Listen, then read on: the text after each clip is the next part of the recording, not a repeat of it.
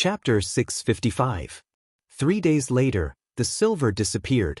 It was all given out as compensation. The 5-star army had truly become a protective force that cared for the citizens of Narcissus Town. On the same morning, the final item of the joint trial, the sentencing. It officially began. Chen Bo was still the one presiding over the meeting. In his hand, he held a statistical report of the 3 days since the public trial. Using the loudspeaker, he read it out loud. Borda was indicted for 17,832 crimes. After verification, he was found to have been an accomplice for 17,725 crimes. Due to his heinous crimes, he was sentenced to the punishment of death by 1,000 cuts. Bagan was indicted for 15,347 crimes. After verification, he was found to have been an accomplice for 14,628 crimes. Due to his heinous crimes, he was sentenced to the punishment of death by 1,000 cuts. Centurion Zhang Maoshu was indicted for. The loud and clear voice kept ringing in the air above the square. The people whose names were called had a look of despair on their faces. At that moment, even death had become a kind of happiness because they still had to go through thousands of cuts before they could close their eyes and die. As the crimes were read out, the first cry was heard in the square. Then more and more cries were heard. These were the spontaneous cries of the people who had suffered, and been wronged. Originally, they thought that they would never be able to get justice for the injustice that happened to them. However, the 5-star army came and helped them solve everything. At this moment, in their hearts, the 5-star army was like their parents who had given them a new lease of life. At this moment, they were probably willing to do anything that was asked of them. Of course, not all generals were sentenced to death. For example, Hu Lu and Tai Mucheng were special cases.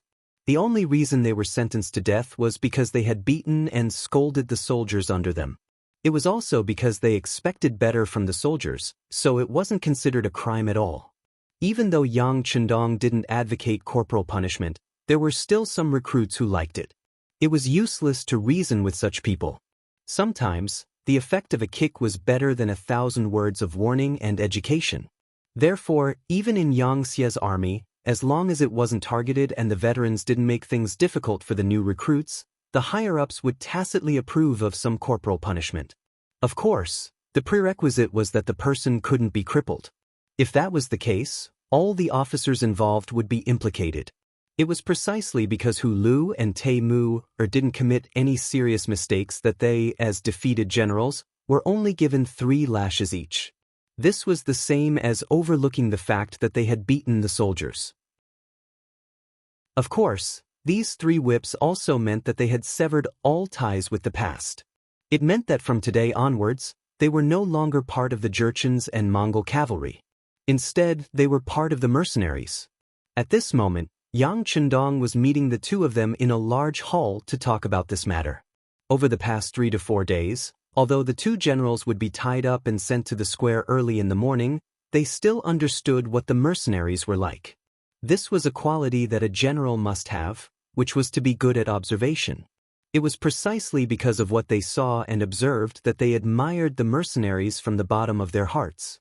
In their opinion, if their side had achieved such a great victory, it would have been impossible for them to enter Narcissus Town without disturbing or bullying the citizens.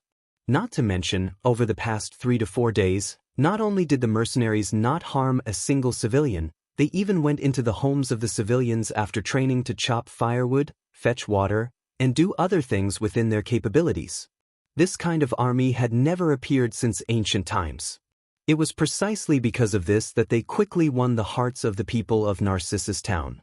As a result, many people were thinking that it would be best if the 5-star army stayed here forever and never left. Being personally received by Yang Chendong already proved the value of the 2 generals. Originally, the 2 of them didn't like some of Borte's and Bagan's methods. Now that the 2 of them were still being tortured in the square, death was inevitable and there would be a painful process. So, where should the 2 of them go from here? Yang Chendong's appearance expressed his intention to recruit them.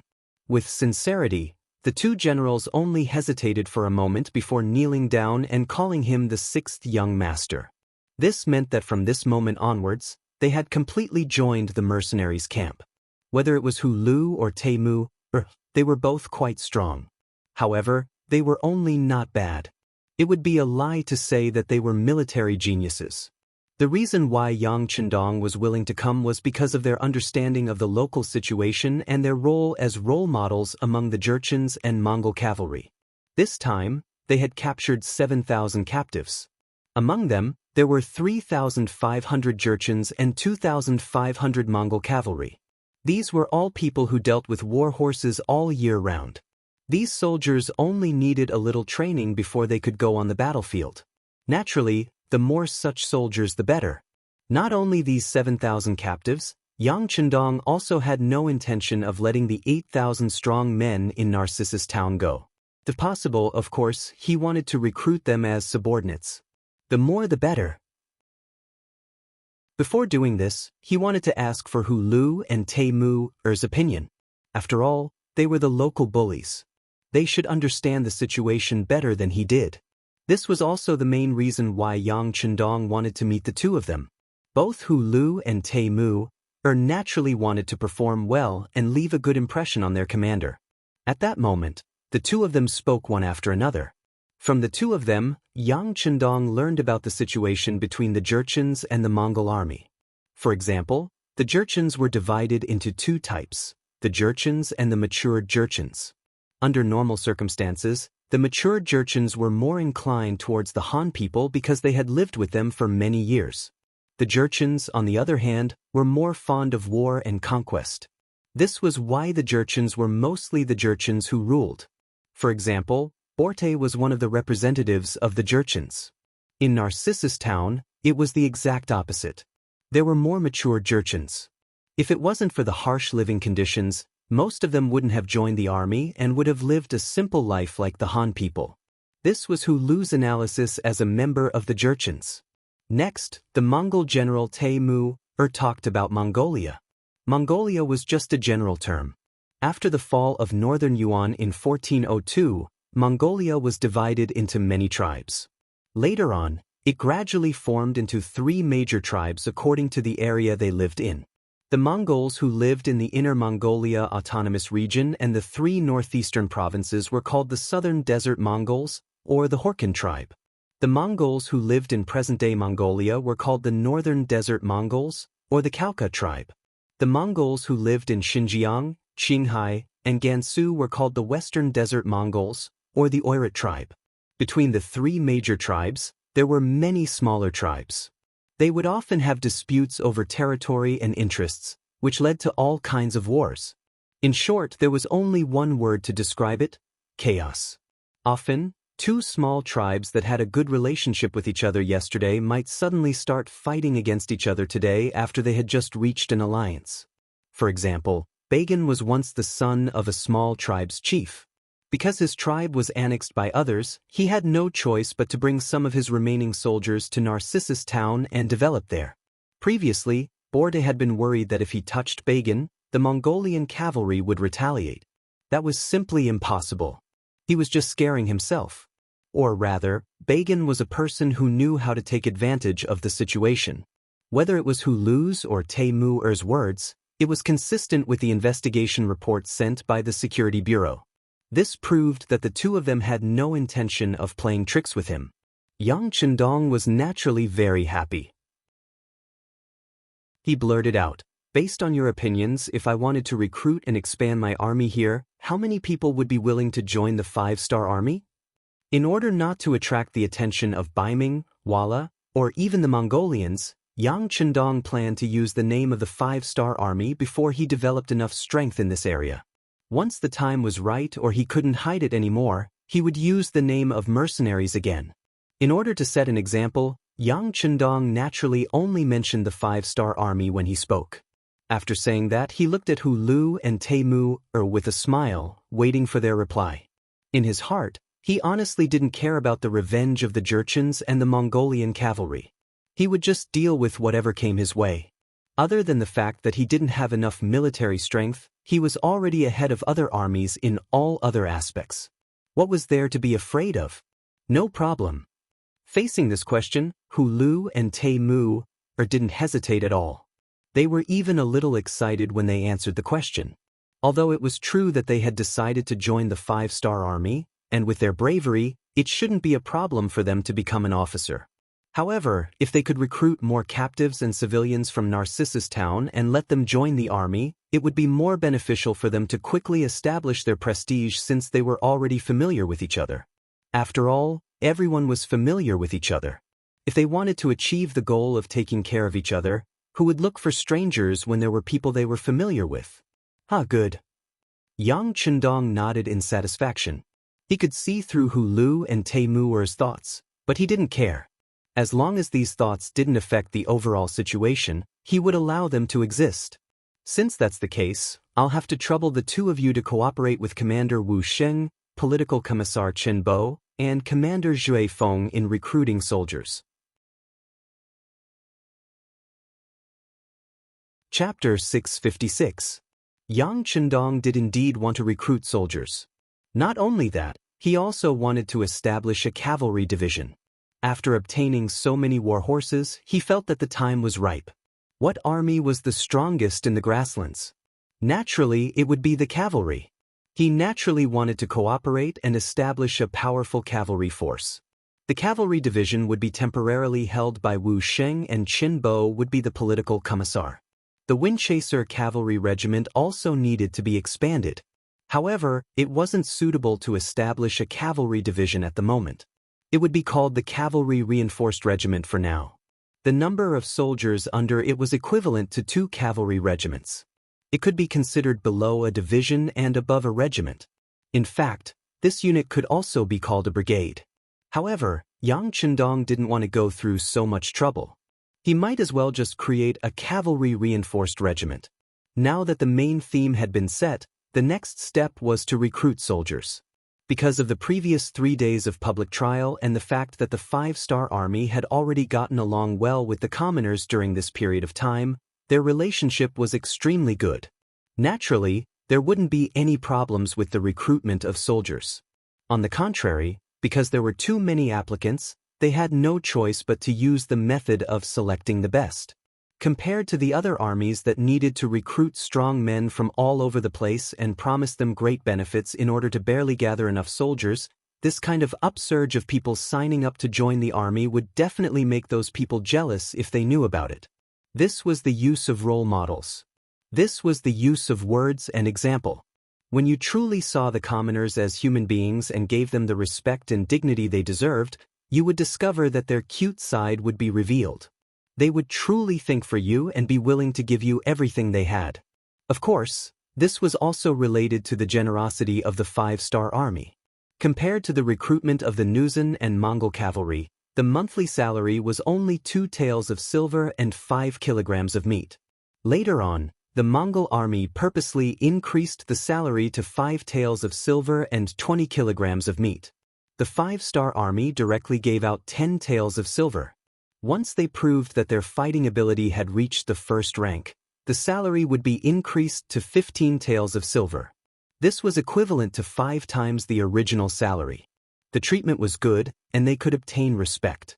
In addition, the 5-star army had just gotten justice for everyone. This caused the craze of people signing up to join the army to become extraordinarily lively. Out of the 7,000 cavalrymen who were captured, 6,500 of them were willing to join the 5-star army. Out of the 8,000 strong men in Narcissus Town, 7,500 of them signed up. That was to say, as long as Yang Chendong was willing to accept all of them, the number of new soldiers would increase by 14,000. Based on the calculation of 400 soldiers per battalion, there would be an additional 35 battalions. If it were any other army or force, they would definitely be very happy. However, in Yang Chendong's eyes, he did not have the intention to take over all of them. What he wanted were elite soldiers who could fight, and not an ordinary army that was just there to make up the numbers. Luo Po's 2nd Cold Front Regiment remained in Laos and Vietnam, preparing to expand into 2nd Cold Front Regiment. Based on this foundation, Yang Chendong made preparations to expand Wu Sheng's 3rd Regiment into a cavalry division. There would be 3 regiments under his command, and each regiment would be expanded from the original 4 battalions to 5 battalions. The 5th battalion would be the preparatory battalion.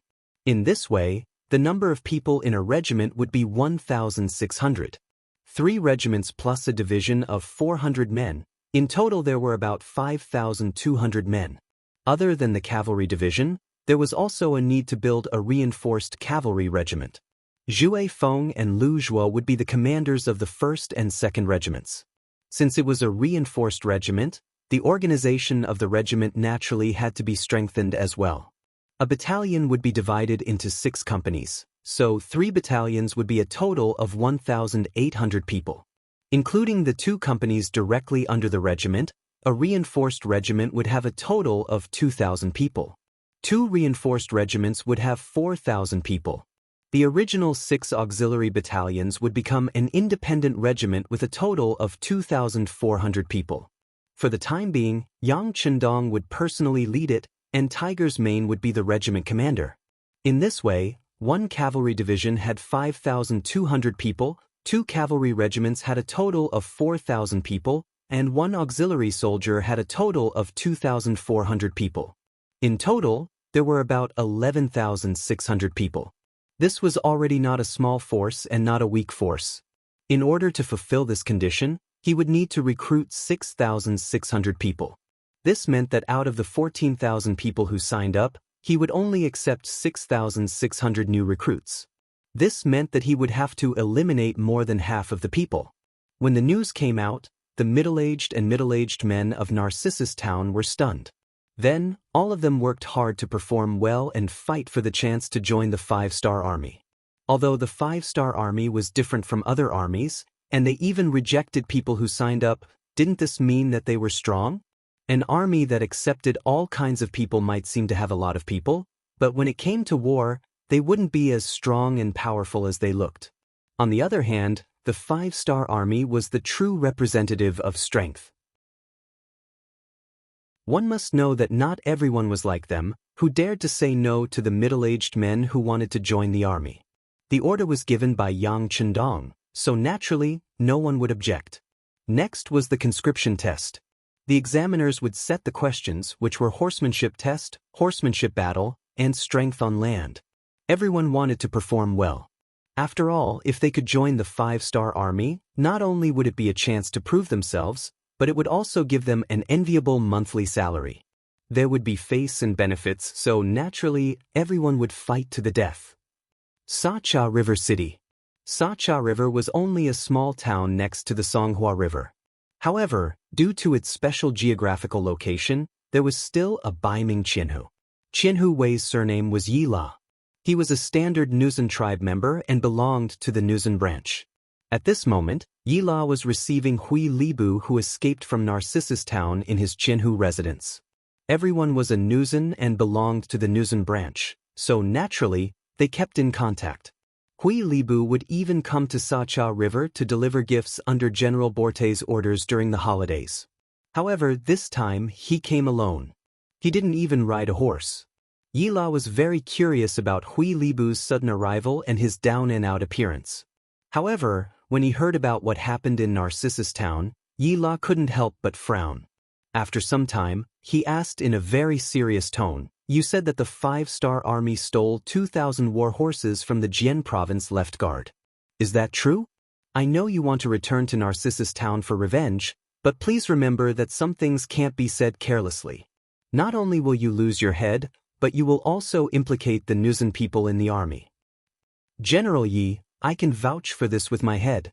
The 5-star army was the one who stole the Jian province left guard.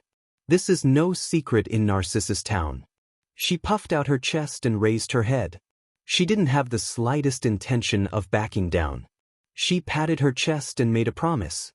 He stared at Hui Libu seriously, but the latter's gaze was still as resolute as ever. Finally, Yila let out a long sigh. "All right, if what you said is true, then this is equivalent to making a great contribution to Northern Ming. I will immediately report this matter to the higher-ups. Once the 5-star army is eliminated, the territory of Narcissus Town will be yours." "Thank you, General." Hui Libu's face was filled with joy and excitement. He didn't forget to make a promise. Don't worry, General. Once I take control of Narcissus Town, the previous rules won't change. I still have to rely on your help. The so-called rules naturally referred to the filial piety during festivals.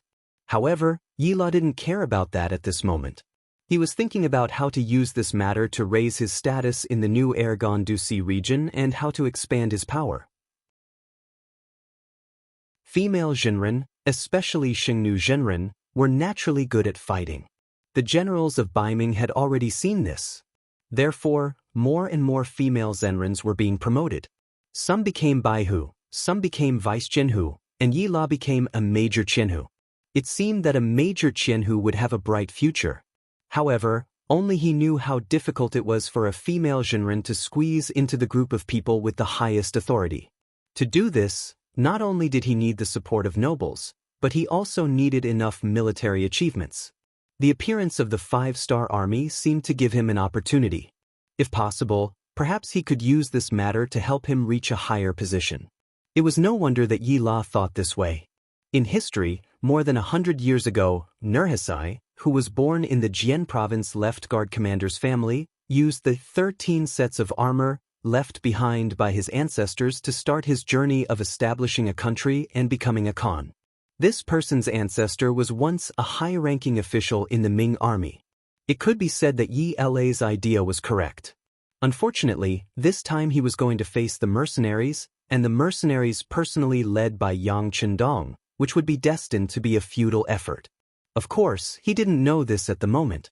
After receiving the uncertain information, he immediately informed the nearby guard stations, especially the Jian province left guard, who immediately sent out scouts to inform them. Not only that, Yila also contacted the Vice Qianhu of the Taining Guard, Lu Dai, who was closer to him. This person was also a female Zhenren. He wanted to go to Narcissus Town with this person. If there was a chance, they would take down the 5-star army in one fell swoop. If not, they would join forces with the Jian province left guard to attack the 5-star army. As the scouts rode out of the city, the southwest area of the new Ergon metropolis became lively. A large net that covered and targeted the 5-star army slowly unfolded. Some people said that the new Ergon metropolis was a recruitment organization sent out by the Liaodong metropolis. This organization's mission was to recruit the female Zhenren tribe. Whether or not there was a metropolis didn't affect the Ming dynasty's control over the various guard stations. In some people's eyes, the new Ergon metropolis was just an administrative area. It wasn't even an organization. Chapter 657. Was that right? Yes and no. Yes, that was because history had indeed developed this way. However, with the appearance of Yang Qindong, history had already deviated from its original path. Baiming's emperor, Zhu Qiyu, had only limited his influence to the north. This gave him more energy to control the new Ergon-Dusi region. Ever since Zhu Qiyu started doing this, not only did Baiming's control over this place become stronger, but the garrison here was no longer useless. The number of soldiers had also increased by a lot. This made this place Baiming's recruitment warehouse. If there was a war with the southern Ming Empire one day, there would be an endless stream of soldiers being sent to the front lines. However, such a conscription warehouse was actually tricked by someone else. It was imaginable how furious the generals of the various guard posts would be when they heard this news. This was no longer riding on a tiger's head, but riding on a tiger's head and shitting on it. This was intolerable. Yella also saw through this, so when he spread the news, a huge net had been set up to target the 5-star army. A huge war was unavoidable. Narcissus Town. After 3 days of public hearings and 7 days of conscription examinations, 6,600 new recruits had been selected and were officially assigned to the various divisions and battalions. More than 6,000 people had joined all of a sudden. This number was much more than the original mercenary army and 5-star army. This unavoidably lowered the 5-star army's combat ability and even pushed the mercenary army, which was a first-class army, down to a second-class army. This was the pain of expanding the army. It was unavoidable. Fortunately, with Yang Qindong's leadership, as long as they went through the baptism of war, he believed that the 5-star army would definitely shine brightly and become a first-class army again. After staying in Narcissus Town for 12 days, the team of close to 12,000 people finally had to leave. Before he left, Yang Chendong left behind many weapons he had seized from the Borte tribe and Bagan tribe. According to him, there were close to 8,000 young adults and 50,000 civilians in Narcissus Town. They belonged here and had the right to defend their rights, so he left these weapons for them to use in forming their own army. Yang Chendong believed that with weapons in Narcissus Town, no one would take the initiative to bully them as long as they were united against external threats. Of course, a person's path still had to be walked by themselves. Yang Chendong could not take care of them forever. Perhaps one day he would point his army at the new Ergon prefect, and the civilians would really be liberated. Yang Chendong did not know how long he would have to wait for that day. However, he was clear that his current mission was to get to the Walla region. If they were able to fight evenly with Baiming, he would not attack. Instead, he would head northeast to test the strength of the Mongolian cavalry. If possible, he would go north to the Golden Horde. That was also ruled by the Mongolians and would be the Russian region in the future. As a country that spanned across the Eurasian continent, Russia had yet to rise. It had already lived under the rule of the Mongols for more than 200 years. In history, the Golden Horde was in a period of decline. Taking advantage of this opportunity to occupy this place and prevent the unborn Russia from ever appearing again was one of the main reasons he brought his army here. Of course, before doing this, he had to balance the military strength of northern Ming and Vala. Only when they were balanced and kept each other in check would he be able to free himself to deal with the Mongolian issue. Otherwise, he was afraid that he would have to make a move on the stronger side. After all, no matter if it was Walla or Baiming, Yang Chendong did not want either of them to become stronger. With a goal in mind, they followed the military plan and headed west to the Walla region after leaving Narcissus Town. Compared to before they entered Narcissus Town, the 5-star army was a lot stronger. When they walked on the main road, they looked a lot more majestic. It was obviously difficult for such an army to hide their tracks, so they were quickly targeted by the Baiming cavalry from Saha River City and Taining City. This time, Chiliarch Yella personally led 300 cavalry from the Saha River Guards. Along with him were 300 cavalrymen from Peaceful City, led by Vice Jianhu, Lu Dai. A total of 600 cavalry followed behind the 5-star army. If they were slow, they would be slow. If they were fast, they would be fast too. It was obvious that they could not beat them, but they would definitely bite them to death. The news of the sudden appearance of Baiming cavalry was immediately sent to Yang Chendong, who was on his white dragon horse. Reconnaissance Battalion Commander Su Yunxing, who was also riding on a horse, came to Yang Chendong's side.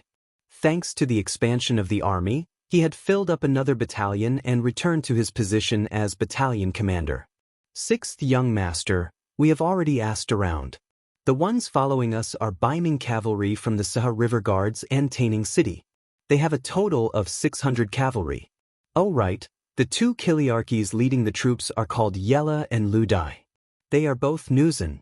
I heard from the captives that they are very good at fighting, Su Yunxing said excitedly. Although both Yi La and Lu Dai were very careful, if they wanted to follow the 5-star army, they would have to send out scouts to follow them. Just 2 hours ago, Su Yunxing had used the 95 style to injure 2 enemy scouts on horseback. From their mouths, he had hurriedly rushed over to report the situation to them. 600 cavalry? Nuzan generals. Yang Chendong's lips twitched into a smile. Looks like news of what happened in Narcissus Town has already spread. They should already know that we were the ones who stole over 2,000 warhorses from Jian Province, Northern Guard, and Northern Guard. Su Yunxing was originally feeling smug about getting some information about the enemy, but after hearing Yang Chendong's analysis, he was naturally confused.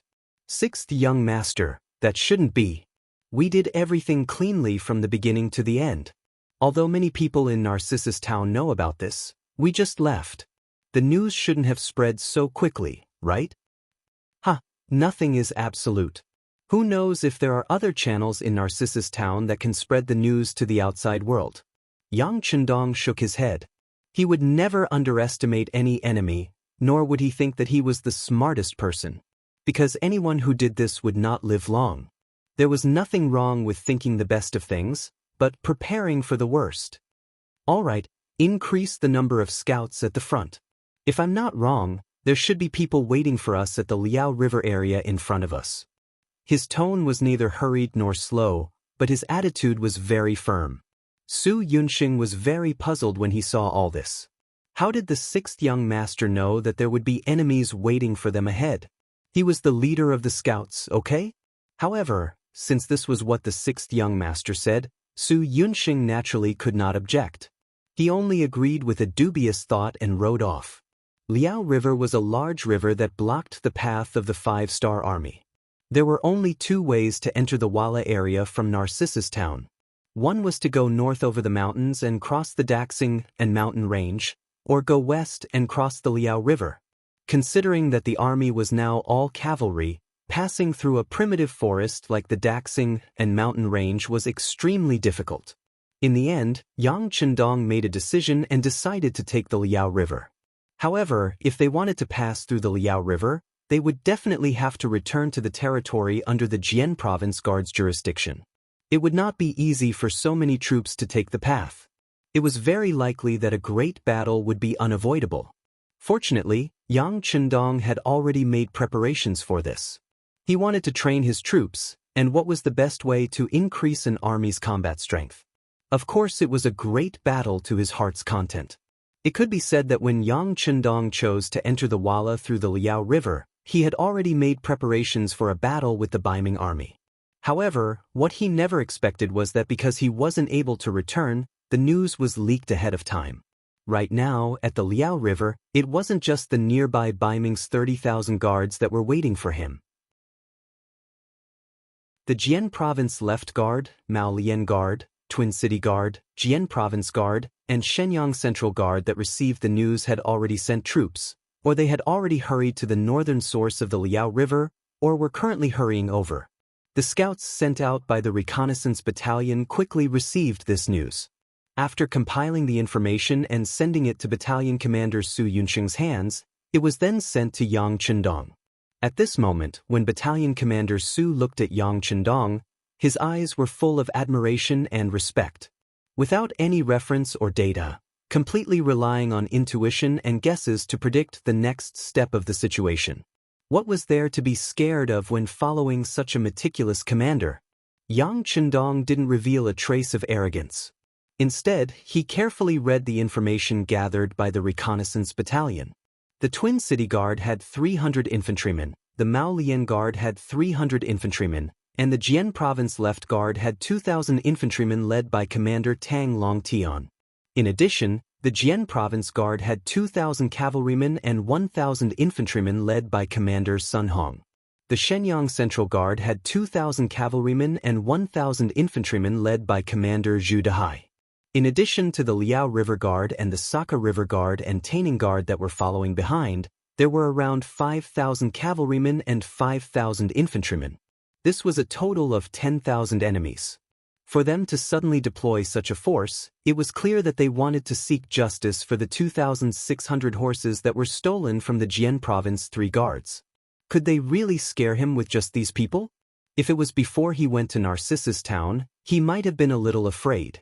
But now, Yang Chendong's strength had also grown. He had 12,000 men under him and all of them were cavalrymen.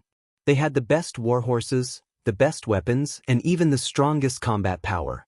Even with the addition of nearly 7,000 men, Yang Chendong could still confidently say that the mercenary army was still a first-class army. With the addition of powerful war horses, they could completely overcome the weakness of having a large number of new recruits.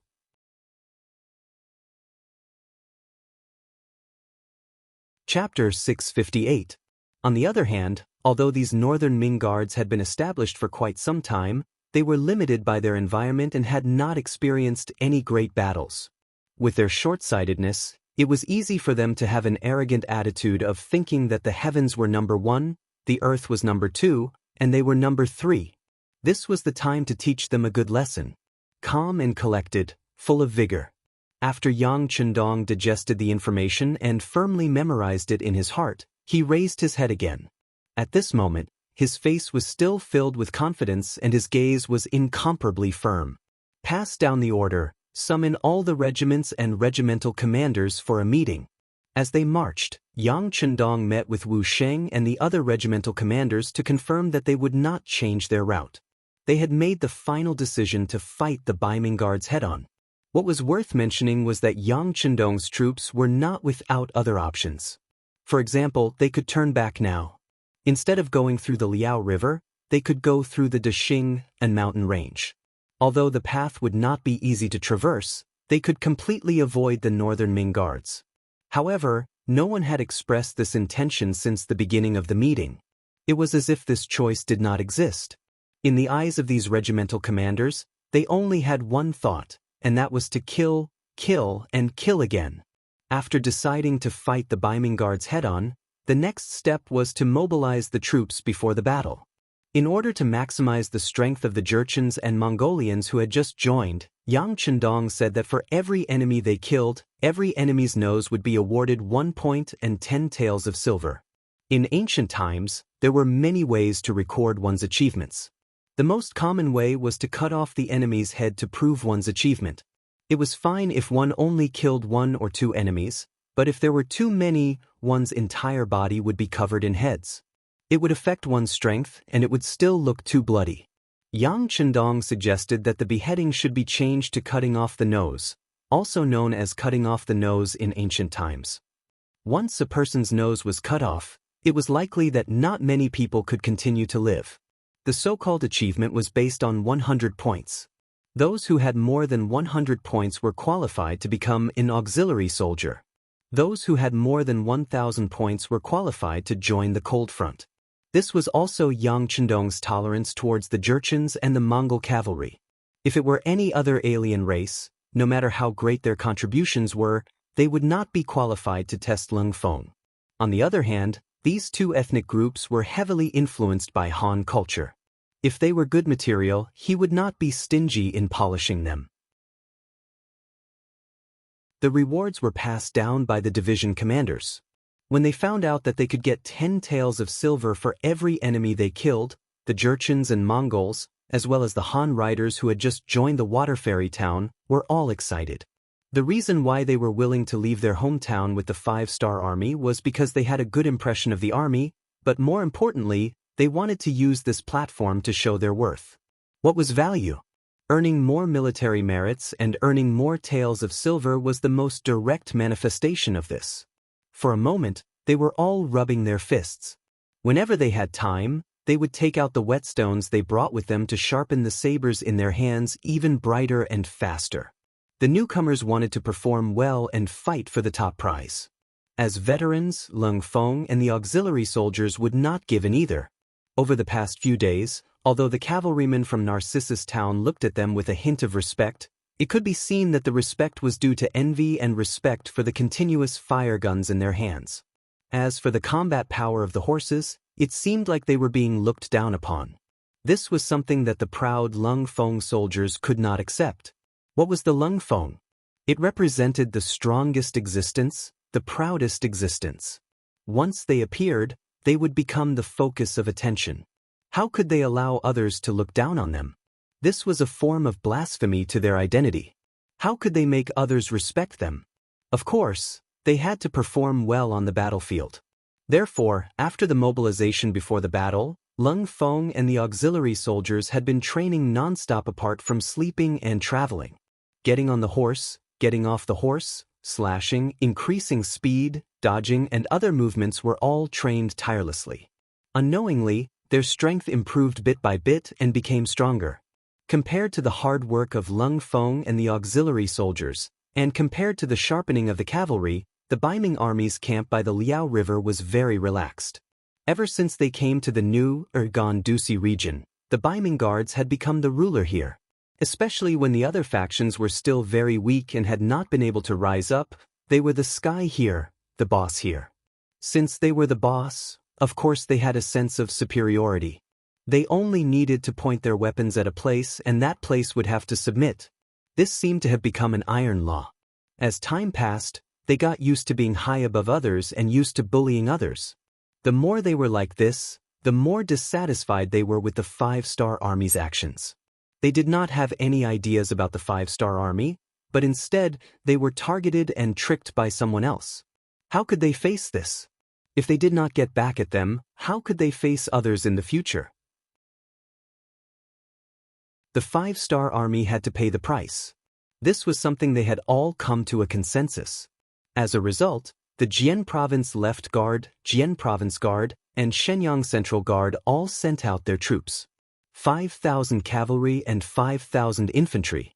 In their eyes, this type of formation was enough to scare the 5-star army's legs until they went soft. Arrogant, and condescending, it made many of the northern Ming soldiers who came here treat this official mission as a vacation. Even though the scouts at the front were continuously sending back news, even though there were scouts at the front that had already been captured by the enemy, their side's formation should have already been known by the enemy. As the commanding generals of this battle, Jian Province Guard Commander Sun Hong, Shenyang Central Guard Commander Zhu Dehai, and Jian Province Left Guard Commander Tan Longtian still had an appearance of victory in their grasp. Since you already know our strength, then you should feel even more fear, right? The three generals had this type of confidence. In reality, they also possessed great influence. This type of formation could scare many people without even fighting. For example, if this type of formation was placed in front of Borte and Ba Zhen who had already been killed by 1,000 cuts, perhaps there really was no need to fight. They would have to consider surrendering or running away. This was precisely the powerful influence of the Baiming army. Meanwhile, this type of influence was established precisely during Emperor Zhu Di's reign.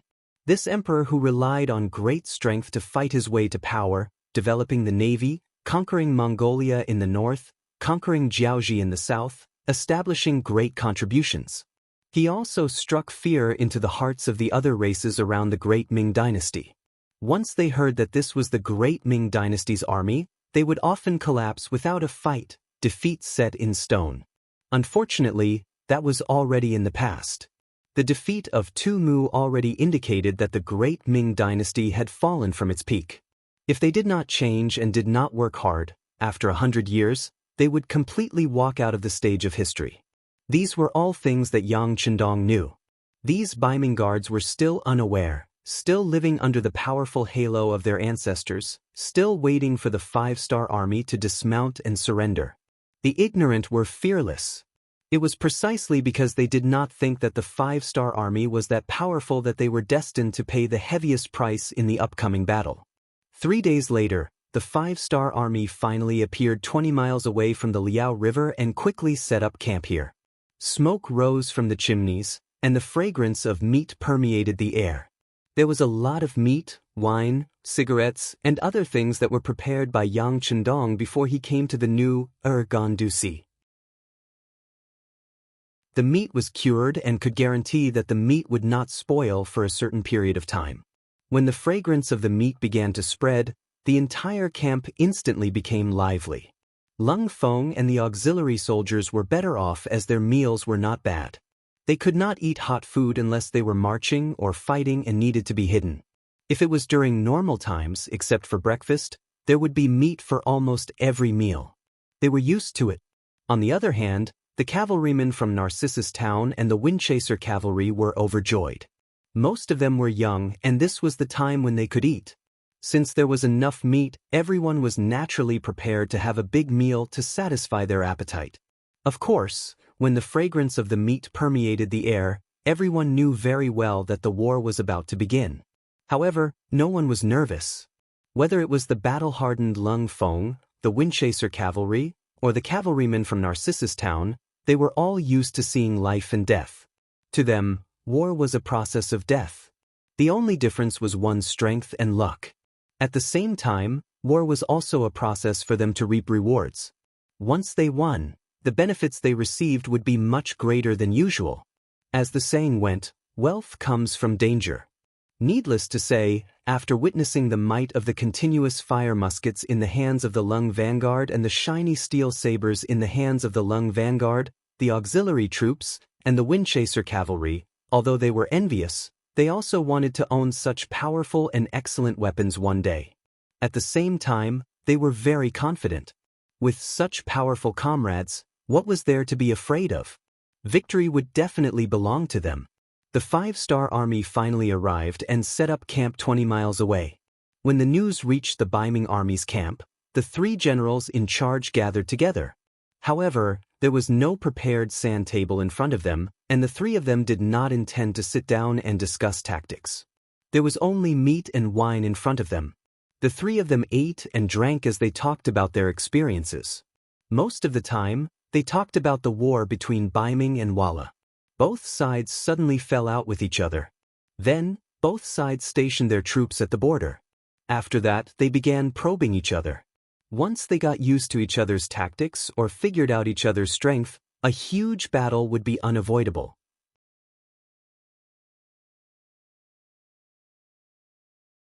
Chapter 659. As part of the Baiming army, the 3 generals weren't nobodies. Today, they were talking about the war over there. Who knew when they would be transferred to the front lines? Therefore, the 3 of them were talking about the situation over there. They ignored the 5-star army that had arrived in front of them. Even though the scouts had reported that there were more than 10,000 people on the other side and that they were all cavalry, the 3 generals still didn't take them seriously. Perhaps they already knew that the 5-star army was recruiting soldiers in Narcissus town. From their point of view, how strong could a newly formed army that hadn't even gone through training yet be able to display such a strong combat strength? They were the Baiming army and represented the strongest country and army in the world. Why would they be afraid of a new army that hadn't undergone the baptism of the battlefield? However, they had quite a number of war horses. After defeating the 5-star army, the 3 generals could sit down and discuss how to divide them up. The 3 generals drank and chatted until they were a little tipsy. Only then did they disperse. Only then did Sun Hong, the commander of the Jian province guards, speak. General Zhu, General Tang, I hope that we can unite tomorrow and restore our glory. Yes, please rest assured, General Sunday. Zhu Dehai and Tang Longdan also cupped their fists with a serious look on their faces. Then they strode out of the tent. At this moment, the 3 of them didn't take tomorrow's battle seriously. In their opinion, it was like an adult beating a child. They usually didn't want to lower themselves to your level, but once they stretched out their arms, victory would be decided with a slap. The mercenary camp was also unusually quiet at this moment. Other than the soldiers on night duty, everyone else had already gone to sleep after eating their fill. There would be a big battle tomorrow, so everyone needed to conserve their energy. In Yang Chendong's commander's tent, there were still oil lamps that hadn't been extinguished. With that qi, Yang Chendong would often rest for 4 hours a day to ensure that he would be full of energy and vigor. At this time, he was not sleepy yet. He was standing in front of the sand table and looking carefully. Even though he held another military meeting before dinner and discussed all the possible problems that should be prepared and might happen, he still wanted to verify if there was any negligence before the war. Perhaps some people would attribute all of Yang Chendong's achievements to Okura, but if it wasn't for his hard work and diligence, even if he could win, he wouldn't have made such great progress in less than 4 years. Young master, it's almost midnight. Go and rest. Tiger's Mane walked into the tent sleepily. He first patted Beta Persei, who was standing at the side waiting for orders, and told him to take the time to rest. Tiger's Mane then walked over to the sand table. You slept well. Yang Chendong raised his head and casually glanced at Tiger's Mane, who was walking over, then waved his hand. I'm not sleepy yet. I don't need anyone to serve me here. You can go and sleep a little longer. When Tiger's Mane came to Yang Chendong's side, he had already recovered his energetic appearance. No need, young master. I'll sleep after dinner. I've slept enough, hee. Then, after looking at the sand table, he asked curiously, Is there a problem? Yang Chendong straightened his body and lightly shook his head.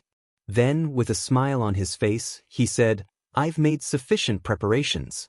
As long as nothing unexpected happens, the outcome of the battle will be decided. Accidents? It doesn't seem to rain tomorrow, right? Tiger's Mane said casually. After following Yang Chendong for so long, He already knew that weather changes could sometimes become an important factor to affect the battle. But when he walked out of his tent just now, he saw the sky full of stars. Presumably, it would be a sunny day tomorrow. Of course there won't be rain. Yang Chendong continued to smile, and a confident light appeared at the corner of his mouth. Not only will there be no rain, it should be a sunny day tomorrow. How about this? You go and inform the soldiers to wake up later tomorrow morning. Let them sleep for 2 more hours. 3 hours will do. Yes. Tiger's mane was stunned at first.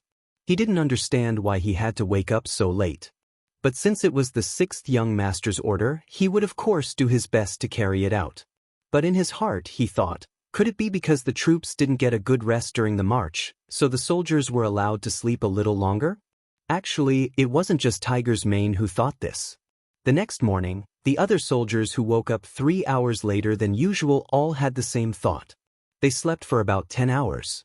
Everyone was full of energy and didn't feel tired at all.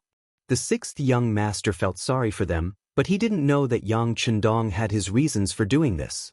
The 10,000 soldiers of the Northern Bright Guards had indeed woken up very early in the morning. In fact, they were all woken up before the sky was completely bright. Although some of them didn't get enough sleep and were a little dissatisfied, when they thought about how the 5-star army had already appeared in front of them, even if they didn't take the initiative to attack, they would still fight back. In other words, there was bound to be a big battle today. Since that was the case, it didn't matter if they slept a little less. It wasn't just the soldiers. Even the commanding generals, Sun Hong, Zhu Dehai, and Tang Longtian, woke up an hour earlier than usual. Afterwards, they started a fire to cook, put on their armor, and brought out their war horses. They were all ready for battle. The sky gradually brightened and the sun began to rise. Under the cloudless sky, it indicated that today would be a sunny day. Hee, the weather is good, but I don't know if the 5-star army's mood is good too. Sun Hong, who had already mounted his warhorse, looked at Zhu Dehai and Tang Longtian and laughed heartily. He had a relaxed expression on his face. The 2 generals naturally laughed along. At this moment, they seemed to have already seen a large number of war horses being captured by them, and the scene of them achieving great military merits. Reporting, the 5-star army has begun to move. A troop of nearly 2,000 cavalry has already left their camp and is slowly approaching us. They are currently about 18 miles away from us. A scout rode his horse to the front of the 3 generals and quickly jumped off his horse and knelt on the ground as he reported. Are you going to make a move now? Good, scout again. Hearing that the 5-star army was indeed going to attack, Sun Hong didn't think much of it. Everything was within their expectations. The 3 generals had already reached a consensus. Since the 5-star army had arrived at the Liao River, if they wanted to cross, they would have to face them. At that time, they would only have 2 choices, attack or defend. However, if they only defended, they wouldn't be able to get supplies for a long time. Thus, attacking was the most likely option. Now that they heard that the other party had sent out close to 2,000 cavalry, they naturally wouldn't panic. On the contrary, they were somewhat dissatisfied with the fact that they only sent out 2,000 soldiers. With such a small number, it wasn't even enough to fill the gaps between their teeth. The scout obeyed the order and turned around to scout again. After the time it took for an incense stick to burn, another scout returned and reported that the 5-star army's cavalry was only 12 miles away from them. After such a long time, they only managed to run 8 miles. Hee, the 5-star army's cavalry is too slow. This time, without waiting for Sun Hong to express his opinion, Shenyang Central Guard Commander Zhu Dehai had already laughed out loud. This person was slightly chubby. When he laughed, his warhorse seemed to be greatly pressured as it paced back and forth a few steps. The armor on his body also trembled along with his laughter. It looked quite comical. Not bad. The 5-star army's cavalry is too slow. It seems like there's nothing to worry about. Sun Hong laughed and nodded. At this moment, he was even more confident in this battle. After hearing Commander Sun Hong and Commander Zhu Dehai's words, the other Qianhu and Baihu commanders beside them all nodded. The commander of the Zhenzhou Left Guard, Tang Longtian, directly shouted, "Inform the soldiers to be alert and prepare to face the enemy." The Beiming city guard soldiers who were originally standing by the river lazily were all alerted by their superiors. Some of them held large swords, some of them held shields, some of them held bows and arrows, some of them held spears, and some of them prepared barricades. They all began to move. They were only waiting for the 5-star Army's cavalry to appear so that they could teach them a lesson. 20 miles away, in the 5-star Army's camp, the soldiers had a good night's sleep. After eating a nutritious breakfast, they began to wait for the order to march. In the command tent, after waiting for the regimental and battalion-level officers to walk in one by one, they stood in 2 rows and looked at Yang Chendong, who was sitting at the head of the table. After looking at each officer, Yang Chendong, who was originally serious, suddenly smiled and explained, "The plan has changed. The time of the attack has been extended to 2 hours, but I don't know if everyone is ready now." Reporting to the 6th young master, "The preparations are complete. We can attack at any time." The officers were full of energy as they spoke. Influenced by his words, Yang Chendong nodded his head in satisfaction. Then he looked at Su Yunxing, the commander of the reconnaissance battalion, and asked, "How are the bugs, Northern Ming cavalry scouts, being dealt with? Have the 1st and 2nd regiments set off according to the plan?" Su Yunxing, who was called, stood up straight and raised his head. He was full of energy as he said, reporting to the 6th young master, 32 Beiming were killed an hour ago. Commander Wu and Political Commissar Chen have already set off according to the plan. They should arrive at the designated location in 2 hours and launch the attack. Beautiful. Yang Chendong snapped his fingers and looked at Su Yunxing. "The reconnaissance battalion did a good job. After this mission is completed, you will be the first to receive the credit. Now, I have another mission for you. You can take care of the 600 cavalry soldiers that are tailing us."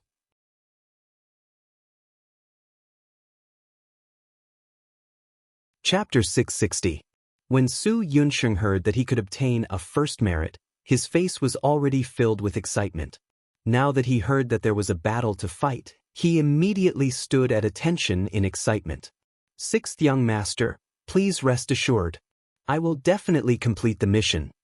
With regards to Su Yunxing, Yang Chendong was still very reassured. Up until now, whenever a mission was given to him, there was not a single time where it was not completed well. Knowing that the Beiming cavalry behind him would not cause any trouble, his gaze once again fell on Zhui Feng and Lu Zhua. Then he used an encouraging tone and said, "This time, the 3 divisions will only be cooperating in battle. Only your 2 reinforced regiments will be the main force. This is also the first time you guys are going to battle since the expansion. I hope that you guys will be able to produce a perfect result. This young master also has great confidence in you guys. Now, go and prepare for battle." After saying this, Yang Chendong intentionally raised his hand to look at his watch. "The attack will begin at 10:30 in the morning. You guys have less than an hour to prepare." Zhui Feng and Lu Zhua simultaneously gave a military salute. Then, they led their respective battalion commanders out of the command tent. Next, it was time to use actions to perform. No matter how beautiful the words were, it was better to do things well and fight the battle well. In the blink of an eye, the large tent became empty. Seeing that there was no one else around, Tiger Mane could not help but come to Yang Chendong's side. "Young master, you see that they all have a mission. The auxiliary barracks can't always be idle. The 6 battalion commanders have already reported to me. They also want to contribute and go to the battlefield.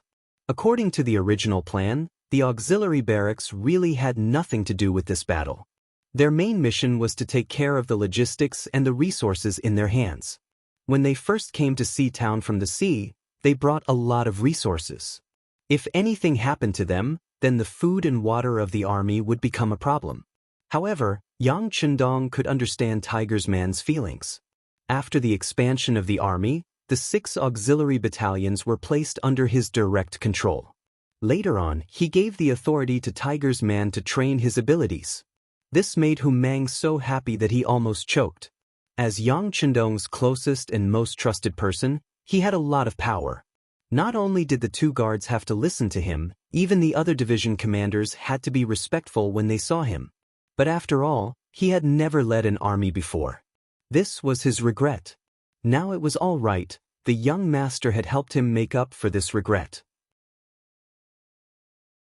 Now that he had 6 auxiliary barracks in his hands, if there was a big battle, he definitely wouldn't be able to participate, so there was no need to mention how anxious he was. Yang Chundong pondered for a moment. Since he wanted to train his tiger's mane, how could it be called training if he didn't go to the battlefield? Okay, then you can leave 2 of the 6 auxiliary battalions to watch over the resources. You can lead the other 4 battalions. But there is one condition. Let the 2 reinforced regiments charge first. You can only lead the charge 15 minutes after they charge out. Okay, I promise I won't lead the charge. Tiger's man seemed to be afraid that Yang Chundong would go back on his word, so he hurriedly stood at attention. Then he ran out of the command tent with a smile. Although the order to attack was the last, no matter what, it was still a chance to lead the troops. This was already a big breakthrough for him. Biming Garrison Camp. The infantry and cavalry were separately preparing for defense. According to the plan, they would first block the first wave of attacks from the 5-star army, then the cavalry would suddenly charge out and completely defeat the 5-star army. The development of reality was very smooth at first. There were already scouts who reported that the 5-star army was moving towards them. Although there were less than 2,000 cavalry, it was enough for them to prepare for battle. What they didn't expect was that when the previous scout reported that the enemy was less than 12 miles away, the next scout reported that the 5-star army suddenly stopped and then retreated. They retreated? Sun Hong's face was filled with disbelief. He then looked at Zhu Dehai and Tang Longtian beside him. Zhu Dehai, who was being stared at by him, also had a face full of confusion. He could only find an explanation for himself. Could it be that they found something wrong? But that shouldn't be the case. We didn't prepare any ambush. They really didn't prepare any ambush. Perhaps in the eyes of the 3 generals, even if they were to face the 5-star army head-on, they still had enough confidence to defeat them. Even if the enemy's numbers were not less than theirs, even if the enemy was all cavalry, they still thought so. It had to be said that they were that confident. No. It should be said that they were that arrogant. It was precisely because they didn't prepare any ambush that the 5-star army's sudden stop and subsequent retreat was so confusing. Just as the 3 generals were looking at each other, another cavalry scout reported that the 5-star army had started moving again, but it was obvious that they were moving at a very slow speed. What are they doing? Sun Hong was confused. This kind of advance, stop, retreat, and advance again. Moreover, the speed of the advance was very slow. It was really out of his expectations. It had to be said that he had led troops for many years, but not to mention seeing this kind of fighting method, it was the first time he had even heard of it. General Sun, do you think they are afraid? That's why they... Tang Longtian, the commander of the Jianzhou left guards, seemed to have suddenly thought of something and asked. After hearing Tang Longtian's explanation, Zhu Dehai, who was also at a loss, silently nodded his head. It seemed like this was a reasonable explanation. Otherwise, why would the enemy move forward and retreat in a completely different way from the norm on the battlefield? Sun Hong also believed that this was the result and immediately laughed out loud. Not bad, not bad, it seems like the enemy is really afraid. However, I believe that the general of the 5-star army is still very arrogant and wants to fight with us. Unfortunately, his soldiers are much smarter than him, so they are moving forward and retreating at the same time. Yes, it must be like this. If this is the case, victory is already on our side. Sun Hong was so happy and excited that Tang Longtian naturally laughed along with him. At the same time, he suggested an idea. General Sun, why don't we take the opportunity to kill our way out and seize victory while the enemy is hesitating? Sigh, no rush, no rush. Let them be anxious and afraid for a while. After a while, the time will be more ripe. At that time, we will be able to achieve victory in one go. Sun Hong laughed towards the sky, full of confidence. His laughter caused the surrounding generals to laugh as well. It was obvious that everyone's thoughts were the same as Sun Hong's. Amidst the laughter, the 3rd Regiment of the 3rd Cold Front Division was slowly advancing 10 miles ahead. Under the leadership of their regiment commander Chun Yang, their marching speed was extremely slow. It was already slower than walking by 5 minutes. The 1st Battalion commander Lu Qing rode beside Chun Yang, who was wearing a black cloak, with an envious expression on his face. The cloak was indeed very cool. Wearing it would unknowingly make one look very cool. Unfortunately, the requirement was that only the regiment commander and above could wear a cloak. Lu Qing was only a battalion commander, and had just been promoted from a company commander after the expansion. At this moment, he could only look at Chun Yang with envy. His gaze moved from the black cloak to Chun Yang. Lu Qing took the initiative to speak. "Regiment commander, can we only lure the enemy this time? The division commander and the political commissar can lead the 1st and 2nd regiments into battle, right? Our mission." Lu Qing stopped halfway through his sentence. However, Chun Yang knew what he wanted to say. He turned his head to look at him and spoke in an extremely calm tone. "We are in charge of luring the enemy. This is the military order of the 6th Young Master." "Are you doubting the 6th Young Master?" His voice wasn't very loud. In fact, only the two of them could hear him clearly.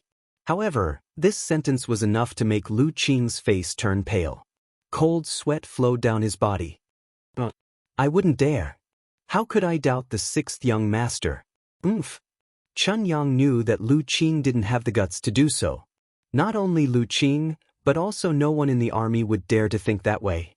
Otherwise, the 6th Young Master wouldn't even need to make a move.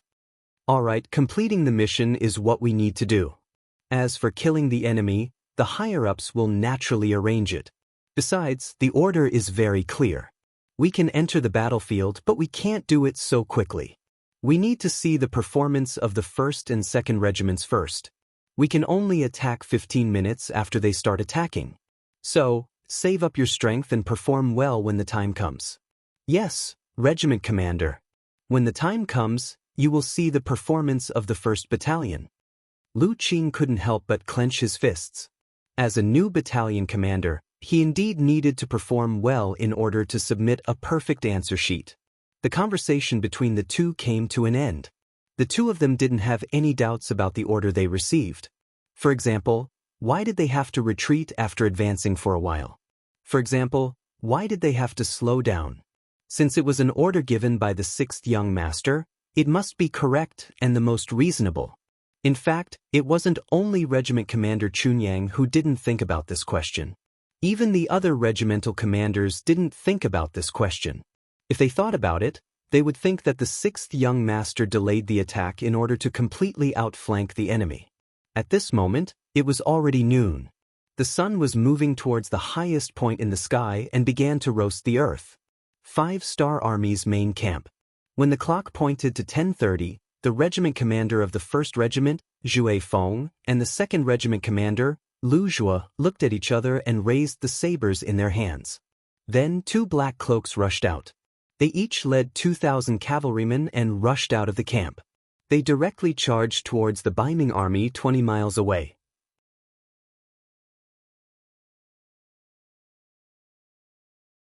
Chapter 661. While the 2 reinforced regiments were moving out, there were 2 groups of cavalry slowly approaching from the north and south of the Liao River. The ones leading them were the 3 RD Division's commander Wu Sheng and the division's political commissar Chen Bo. As division commanders, the color of their cloaks had already turned pure white, making them look much more handsome and valiant when they wore them. They had also become the symbol of the army. The 2 men walking at the front of the 2 groups looked at the time on their wristwatches as they walked. Thanks to the reconnaissance unit, they had excellent weapons that could kill enemies from hundreds of feet away. This allowed them to kill Baiming scouts early on. Even when the 2 cavalry regiments arrived at the Liao River from the north and south, sealing off Baiming's left and right paths of retreat, the enemy still didn't notice. At this point, the first step of the mission was completed. The next step was to wait. When the 1st and 2nd reinforced regiments suddenly appeared, they would seize the opportunity to attack Baiming's army from the flanks. They would break through their defenses and cause chaos in their ranks. This would help the 1st and 2nd reinforced regiments gain control of the battle and obtain the final victory. In short, this time, they would play the supporting role and help the 1st and 2nd reinforced regiments complete the final attack. From this order alone, it could be seen that Yang Chendong had put a lot of thought into the 1st and 2nd reinforced regiments. In order to increase their combat strength, he actually made the entire 3rd Division play the role of supporting troops. The time for the final attack was getting closer and closer.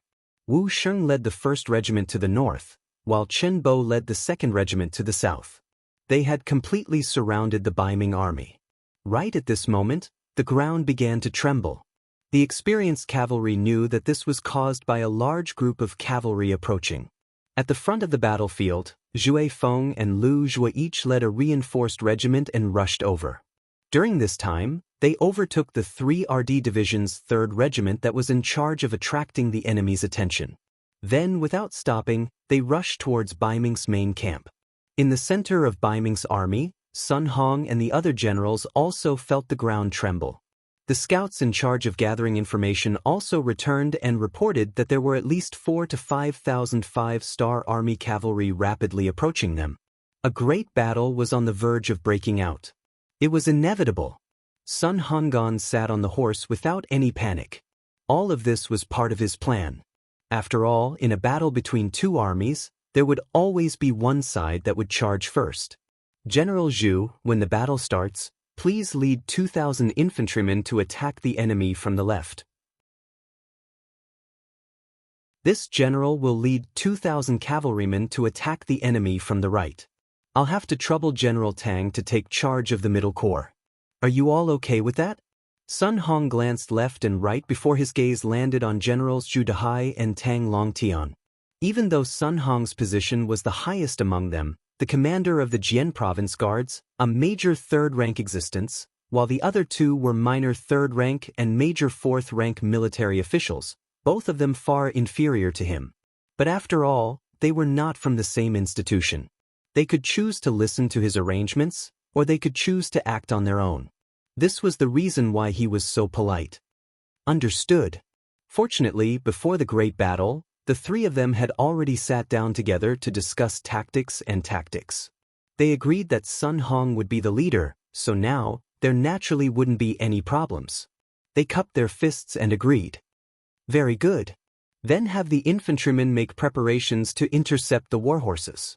We have to stop them no matter what. Let these cavalrymen know just how insignificant their strength is when facing our Baiming's army, just how small their strength is, and just how small their strength is. Meanwhile, with only one person blocking their first wave of attacks, the other side are all new recruits, so their morale will definitely take a hit. They won't be far from becoming a defeated army. Sun Hong's face was full of high spirits. This time, they couldn't head to the front lines to fight Walla to the death, so they would just display their skills by the Liao River. After Sun Hong's voice fell, General Tang Longtian, who was in charge of commanding the infantrymen, immediately pulled out his sword and pointed it to the sky. He shouted loudly, "So infantrymen, listen to my orders and prepare for battle." A deafening sound began to ring out continuously. 1,000 shield-wielding soldiers with iron shields gathered in the center of the battlefield. From afar, they looked like a black flood of steel, forming an iron wall, blocking the path of the 5-star army's cavalrymen. In front of this black iron wall, there were 1,000 Baiming soldiers setting up stakes and other objects. Behind the black iron wall, 1,000 archers also stood in rows, holding strong bows in their hands and carrying quivers of arrows on their backs.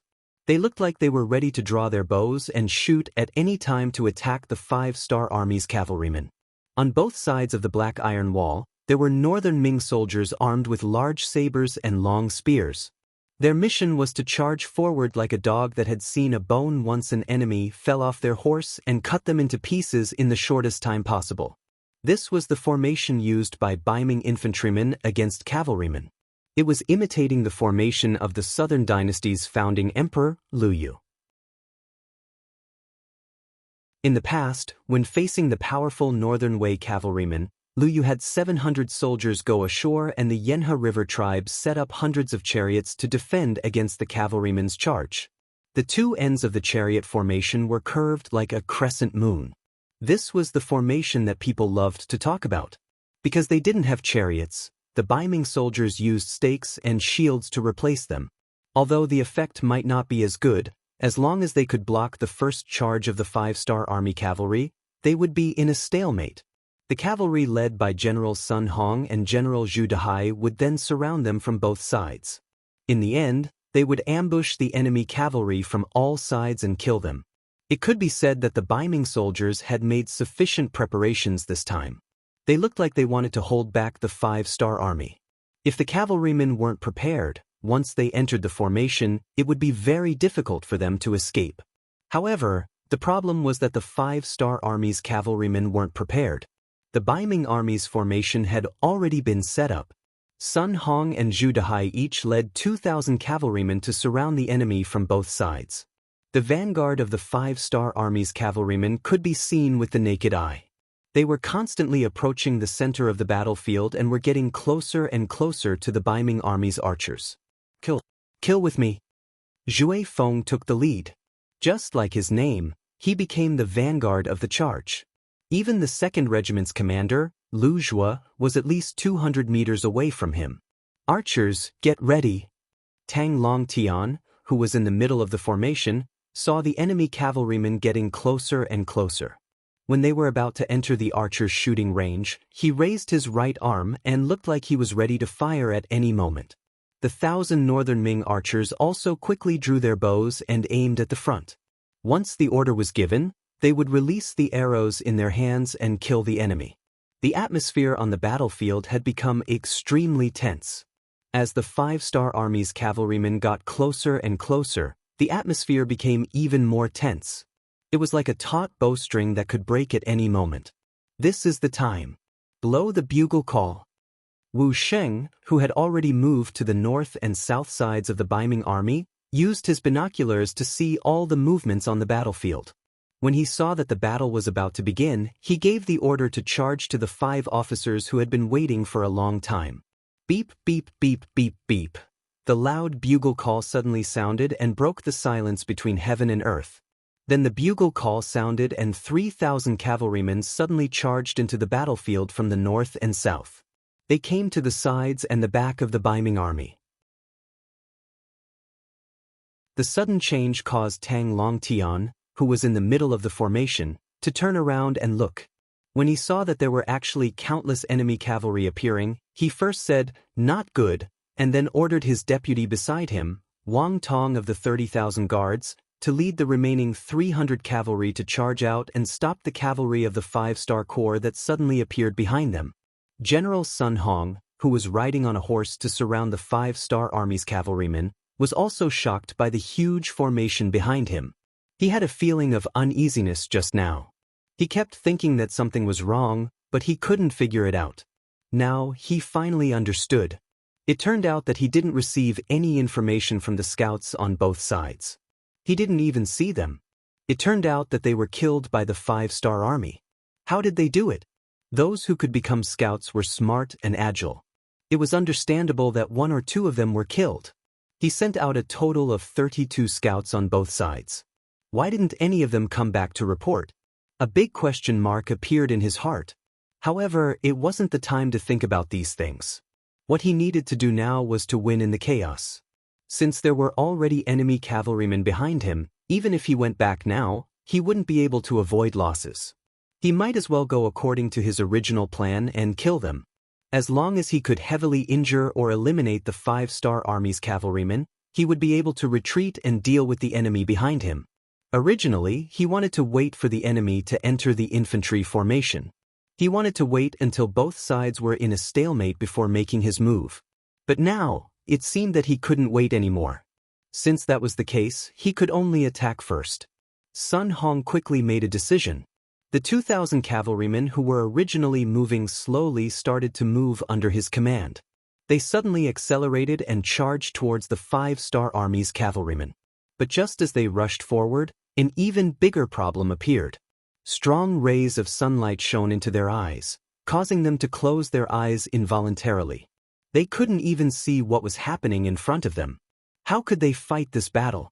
Sun Hong was also unable to see the situation in front of him because of the strong sunlight. He couldn't help but think in his heart, could it be that even the heavens want to take care of the 5-star army? How could he have known that Yang Chendong intentionally launched his attack 4 hours later? The effect was finally revealed. It was noon, so the side facing the sunlight would naturally suffer a great loss. This was also the reason why the cavalrymen of the 3 divisions would sometimes advance and sometimes retreat. They wanted to drag out the time until the sun was high up in the sky. When the sunlight was absolutely effective, they would launch their attack. In a situation where even the weather was taken into consideration, Sun Hong's charge naturally caused a huge problem. It was equivalent to announcing the outcome of the battle, and even the death penalty for some people.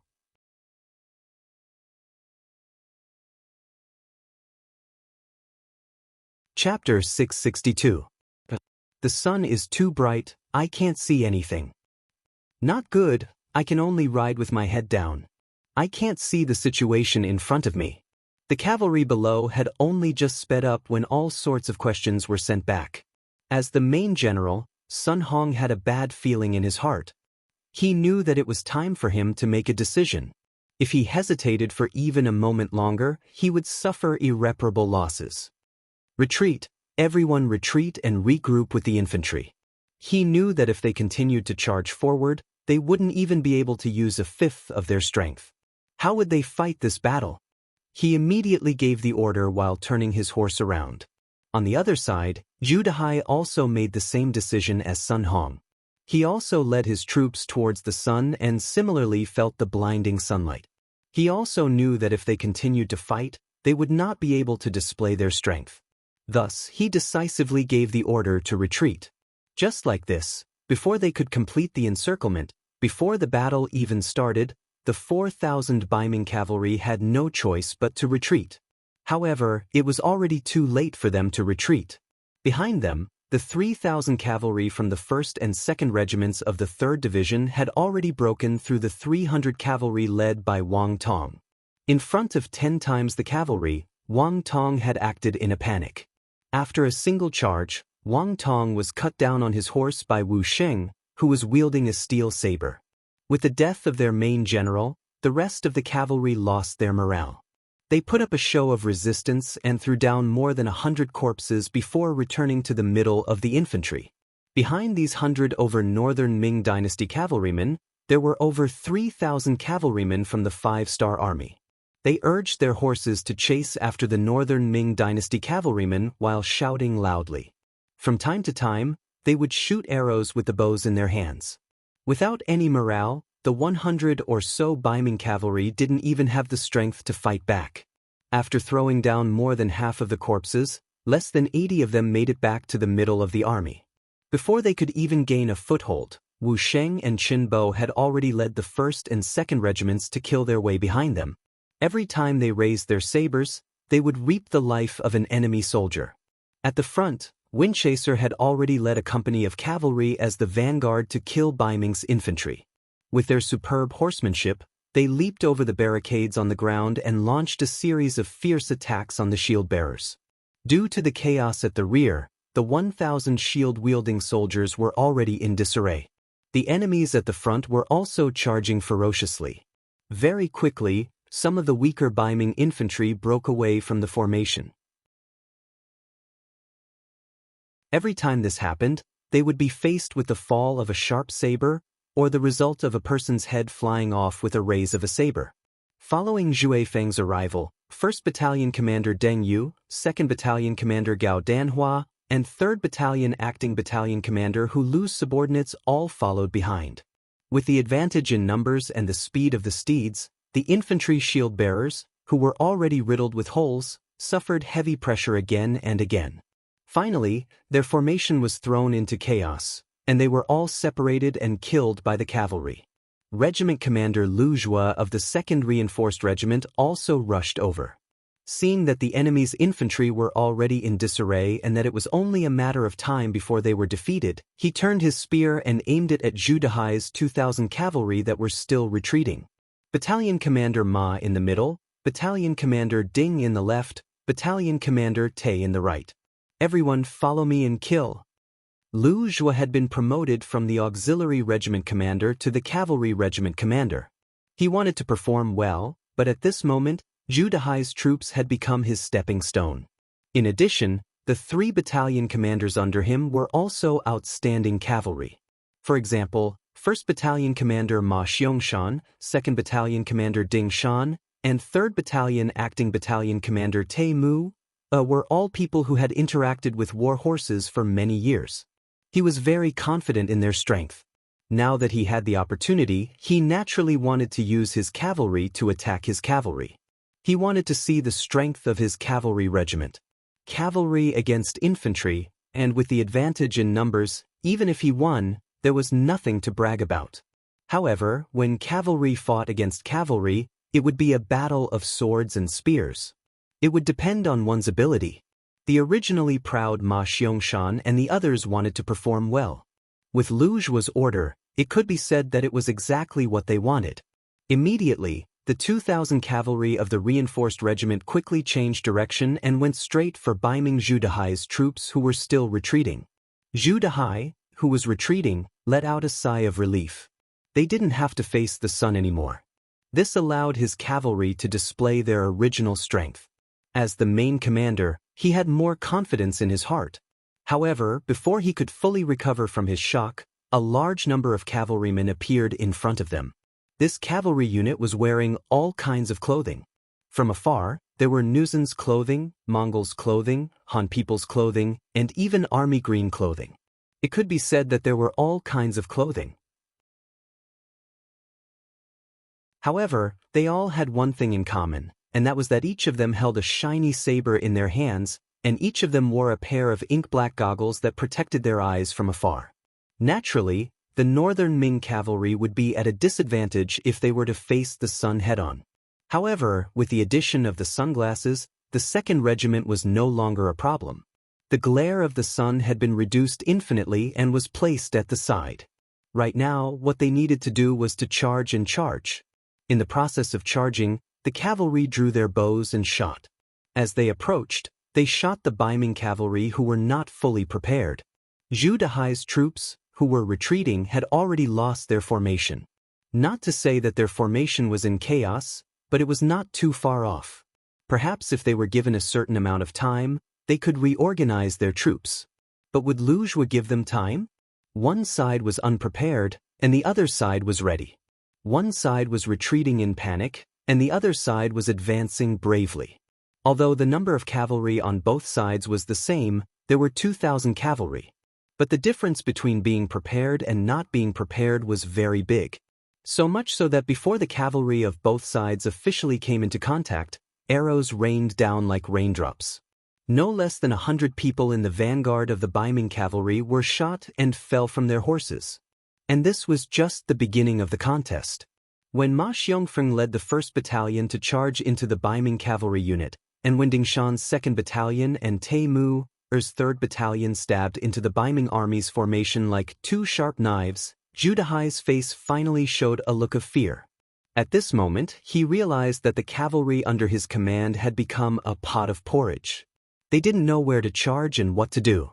The steel cavalry sabers and ordinary cavalry sabers began the first round of clashes, followed by the 2nd round, 3rd round, and 4th round. After 4 rounds, the panicked and unprepared Baiming cavalry suffered great losses. About 1/7 of the cavalry was cut off from their horses. But what was even worse was that after 4 rounds of clashes, some of the cavalry sabers in the hands of the Baiming cavalry actually showed signs of breaking. The slightly better ones also had large gaps. If you want to attack first, you must first sharpen your weapon. Originally, they were not prepared enough. Now that the enemy had taken the initiative, they were caught unprepared. Then, their weapons were not as sharp and durable as the enemy's. Some of the Baiming cavalry, although still seated on their horses, had nothing in their hands that could be used. Some were broken sabers, and some were even barehanded. How were they going to fight the following battle? Retreat. Shocked by the strength of the 5-star army, shocked by the sharpness of the enemy's cavalry sabers, Zhu Dehai, who was protected by a dozen bodyguards, saw that his strength was not as good as the enemy's. He turned his horse around and madly galloped back. At this time, Zhu Dehai was very familiar with Sun Tzu's art of war. The last of the 36 stratagems was to run. If you can't win, run. This was the best example. At this time, Zhu Dehai was completely dizzy. He had already forgotten that once he turned around, he would be facing the glaring sunlight.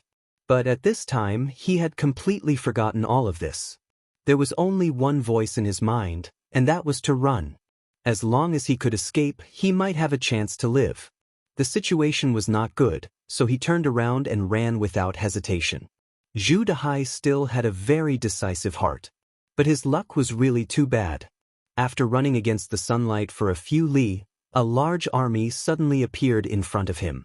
Because of the light, he only saw the enemy swarming towards him when he was less than 2 li away. The dust that covered the sky and covered the sun was flying. It was the cavalry led by the 3rd Division's 3rd Regiment, the Spring Sun Division, and the Independent Regiment Tiger's Mane. There were close to 3,000 people. According to Yang Chendong's orders, they had set off 15 minutes later.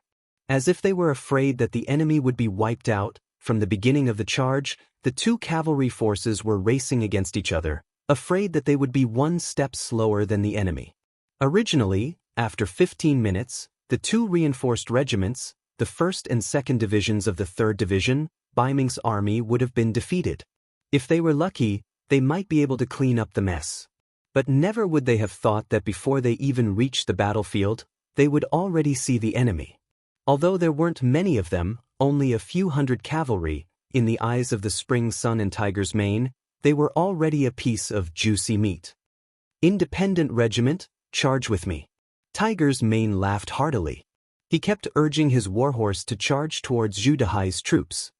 Regiment Commander, what do we do? The 1st Battalion's commander Lu Qing urged his horse to Spring Sun's side. His face was filled with anxiety. What do we do? Of course we have to go.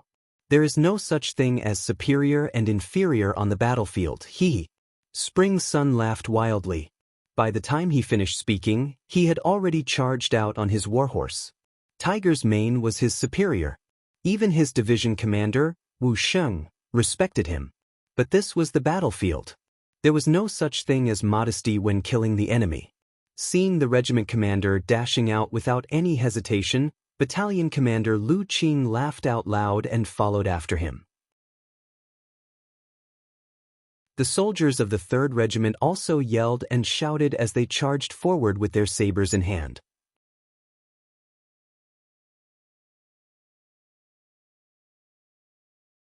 Chapter 663. Poor Zhu Dehai. He thought that his actions were decisive. He thought that he was like a gecko with a broken tail and that he could finally escape. But he never imagined that he would have to face two ferocious armies. When he discovered his opponents, his fate was already sealed. The cavalry from both sides collided in the blink of an eye. Just as the cavalry clashed with the cavalry, blood splattered everywhere. Sharp sabers flashing with silver light were constantly raised and chopped down. One by one, the Baiming cavalry was forced to block the attacks. Some of them couldn't even withstand one blow and were immediately chopped down from their horses. Some of them were quite good on horseback, but when faced with continuous chopping and chopping, how many times could they block? They could only raise their arms a few more times. In the end, they still couldn't avoid the fate of being chopped down from their horses. Zhu Dehai's horse-riding skills were considered passable. He was barely able to exchange blows with the two 5-star army cavalrymen. Under the powerful impact, he could already feel his arms swelling. Just as he was thinking that he wouldn't be able to withstand a few more collisions like this, he was afraid that he wouldn't be able to lift his arm anymore. However, when their weapons collided for the 3rd time, a completely unexpected scene occurred. The saber in his hand actually broke into 2 pieces. How could this be? This scene caused Zhu Dehai's eyes to widen. The quality of the saber in his hand wasn't bad. How could it break after only 3 collisions? If he didn't even have a weapon, how could he fight? All kinds of thoughts flashed through his mind. Then, another cavalry from the 5-star army flew past them. Zhu Dehai reflexively raised his right arm to block the attack. But then, an intense pain spread from his arm to his entire body. Then, he stared in disbelief as his right arm was separated from his body. Fresh blood spurted out from his body and filled his eyes. His right arm was already gone. He didn't feel the pain because the saber in the hands of the 5-star army was too fast. It was so fast that he didn't even feel the pain before everything was over. And before he could cry out in shock, another cavalry from the 5-star army rode past him. This was a scene that he would never forget for the rest of his life. For the first time, he could clearly see his own back. That was the last thing he saw before his head flew high into the air. Then, there was only darkness, an endless and boundless darkness. The hundreds of Baiming cavalry that escaped were quickly disintegrated under 2 charges from the 5-star army. About 2/3 of them died in battle and 1/3 was taken captive. At the same time, the Baiming cavalry under General Sun Hong was also targeted by the reinforced cavalry regiment. When Windchaser discovered that Lu Zhu's troops were chasing after Zhu Dehai's troops, he gave the task of dealing with the Baiming infantry to the 1st and 2nd regiments of the 3rd Division. He led the reinforced cavalry regiment to target the more powerful Sun Hong's troops. Using young Master Yang Chendong's words, 10,000 cavalry against 5,000 Baiming cavalry and 5,000 Baiming infantry. The battle hadn't even started yet, but the outcome had already been decided. Rather than calling it a battle, it was more accurate to call it a training exercise. Even if it was a training exercise, how to ignite everyone's fighting spirit, how to create an invincible heart through this battle, this was the true meaning of this battle. Since it was a training exercise, of course they had to choose the strongest enemy as their opponent. Looking at the battle horses, Baiming's 2,000 cavalry was barely enough to be seen. Everyone in the reinforced cavalry regiment, put on your glasses and follow this regiment commander. After adjusting the direction of the battle horses, Windchaser released a loud shout, taking the lead and bringing the 1st and 2nd regiments of the reinforced cavalry regiment to charge towards the right side of the battlefield. People shouted, horses neighed, banners covering the skies, bright 5-starred banners fluttering in the wind, everywhere. The bugle call that replaced the sounds of drums sounded again and again, loud and clear, pouring into the ears of everyone on the battlefield. Sun Hong, who was still backing up, had a downcast expression on his face. He ignored the direction of the sunlight, placing him in a completely passive state from the very start of the battle. He knew that he was going to suffer greatly today. However, he still didn't believe that he would lose, just that his losses would be a bit more serious. It was because he was leading 2,000 cavalry from the Zhenzhou Guard, the elites of the northern soldiers, possessing second-rate fighting strength. Unless they were facing the Mongol cavalry and Wala cavalry who had lived on horses since childhood, no enemy would make him feel fear. Release the arrows, draw the blades, charge. Cut the enemy into several pieces, let them know what kind of fate awaits those who make our Zhenzhou Guard cavalry their enemies. A roar sounded. Sun Hong held a large blade that was over a zhang in length. After releasing a loud shout, under the protection of a group of personal guards, he increased the speed of his horse, charging towards the reinforced cavalry regiment led by Windchaser. The 1st Battalion is at the front, the 2nd Battalion is in the middle, and the 3rd Battalion is at the back. Windchaser similarly didn't show any weakness. Brandishing the cavalry blade that flickered with cold radiance, after releasing a loud shout, he also took the lead and launched a fierce charge. The two forces of cavalry with similar strength and numbers finally began to clash an hour after the battle began. When enemies met on a narrow path, the courageous would emerge victorious. A battle of cavalry where every blade drew blood began. Charge, charge! The commanders of both sides separately gave the final military orders. A total of 4,000 warhorses clashed together by the Liao River, becoming a great battle. In just the first clash, there were already countless streaks of bright red blood that splashed in all directions. At any moment, There would be cavalry soldiers that fell off their horses, or there would be broken limbs that flew into the air. There were Baiming cavalry, Nuzan cavalry, Mongol cavalry, and Han cavalry that fell off their horses. At this moment, the cavalry all displayed their abilities.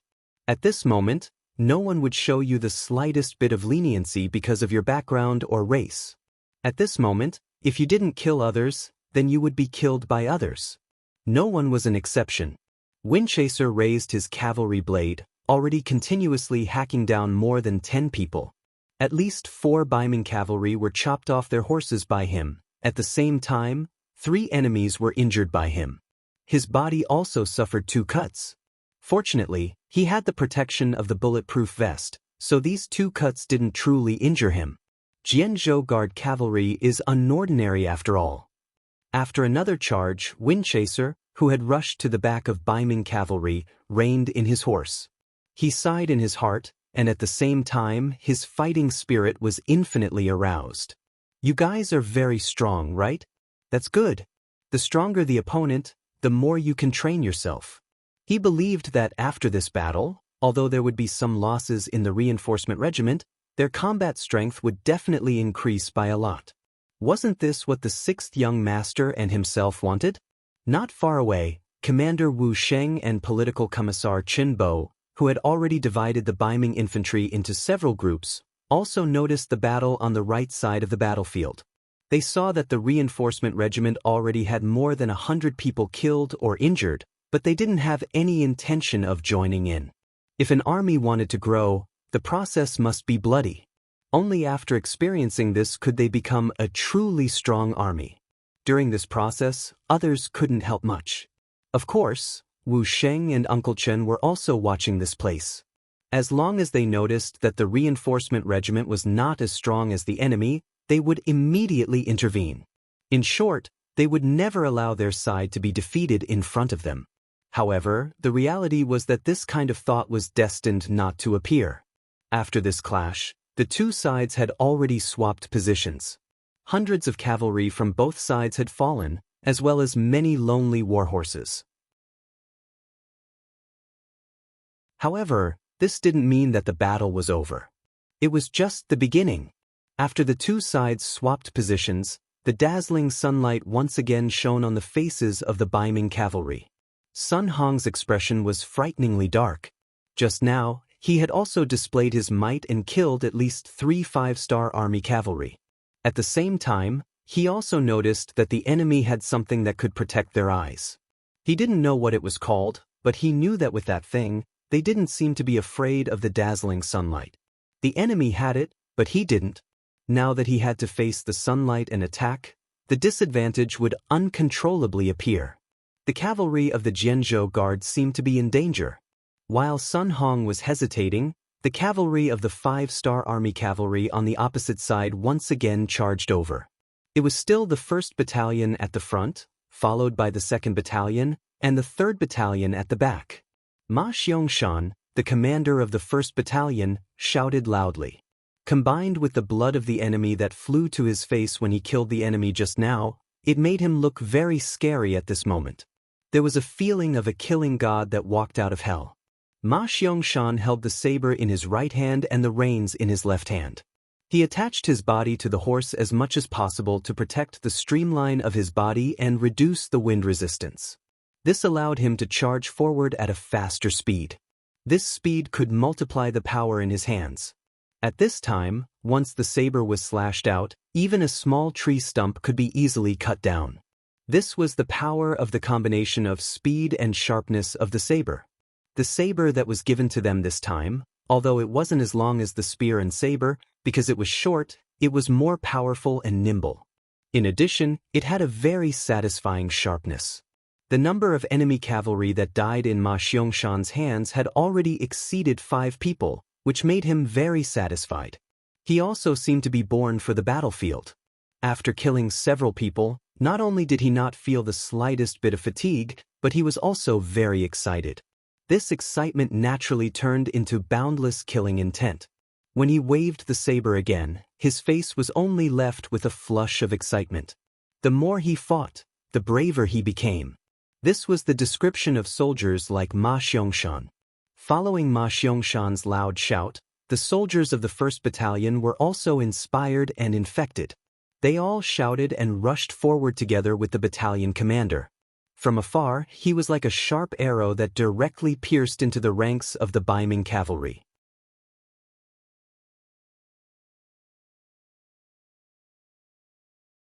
Chapter 664. What was even worse was that behind this arrow, the 2nd Battalion's Ding Shan's troops and the 3rd Battalion's Tai Mu's troops also formed arrows and flew straight over with an unstoppable momentum. In comparison, the Northern Ming cavalry was naturally much weaker in terms of aura. In the first clash, they relied on their self-confidence, relying on the momentum that the world would avoid whenever they appeared. However, when they truly clashed, they discovered that the 5-star army was much stronger than they had imagined. Their unstoppable momentum, their sharp sabers, and their merciless ruthlessness actually caused them to suffer a small loss in the first clash. Looking at the center of the battlefield, they accounted for 2/3 of the cavalry that were killed. They were like little flowers in a greenhouse, always thinking that they were the most beautiful in the world. However, when they entered the primeval forest, they were lucky enough to see all kinds of beautiful flowers blooming. When they saw flowers that were far more beautiful than them, they naturally had the thought of viewing the sky from the bottom of a well.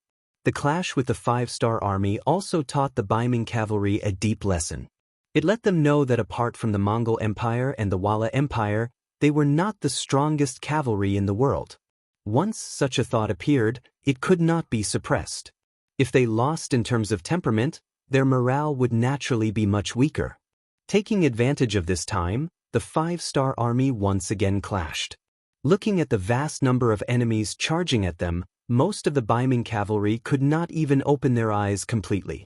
In addition to the lack of morale, the morale of the army began to fall into chaos. Don't panic, don't be afraid. We will always be the strongest. Everyone follow me and attack. Sun Hong sensed the change in the mood of the cavalryman beside him. After he knew that something was wrong, he shouted loudly. Then, without giving the other cavalrymen time to react, he led a dozen of his personal guards and was the first to gallop out. No matter what, he had led troops for many years and had experience. The more it was like this, the more Sun Hong knew that he could not hesitate. He could not give the soldiers any more time to think. Otherwise, once the morale of the army crumbled, there would be no way to continue fighting this battle. Sun Hong took the lead and charged out. With him leading the charge, many of the Baiming cavalry who were still hesitating followed him. However, they were still one step too late and allowed Sun Hong to become the vanguard. Moreover, there were only a dozen of them in the vanguard. Logically speaking, when cavalry clashed, the general of each side should be protected. After all, if the general was there, the morale of the army would be there. If the general died, the morale would be gone.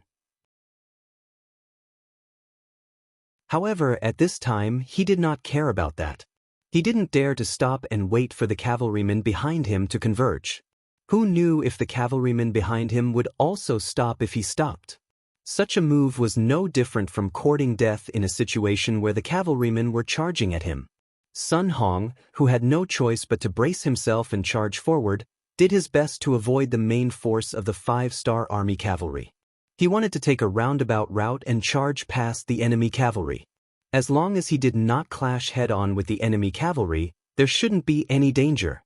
Therefore, what happened next was a puzzling scene. With Sun Hong as the vanguard, the dozen or so Baiming cavalry didn't meet the imposing main force of the 5-star army cavalry. Instead, they dodged and charged to the side of the battlefield. This was a clear display of weakness to the enemy. It was even a cowardly action. It was something that the cavalry code of conduct did not allow to happen.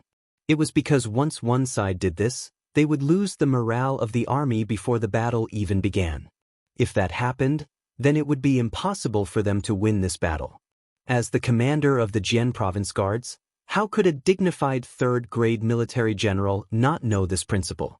However, did he have any other choice? He was already the vanguard, so he didn't have any more cavalry to protect him.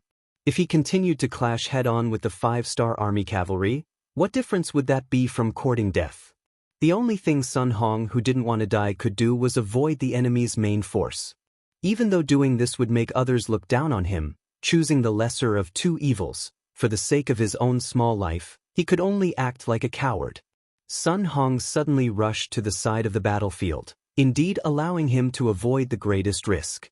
However, what he forgot was that there were still more than 1,000 Baiming cavalry behind him.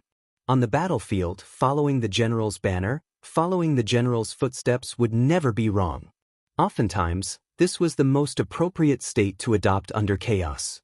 That was why when Sun Hong suddenly changed directions, the Baiming cavalry behind him also followed suit. They didn't know that Sun Hong feared death and battle. Under the blinding sunlight, they already couldn't see the movements of the distant 5-star army. Those who didn't know any better only thought that this was one of the general's strategies, while all they had to do was follow the general's footsteps. That was why when Baiming cavalry suddenly collectively moved to the side, it was the same as completely exposing one side of their bodies to the 5-star army's cavalry.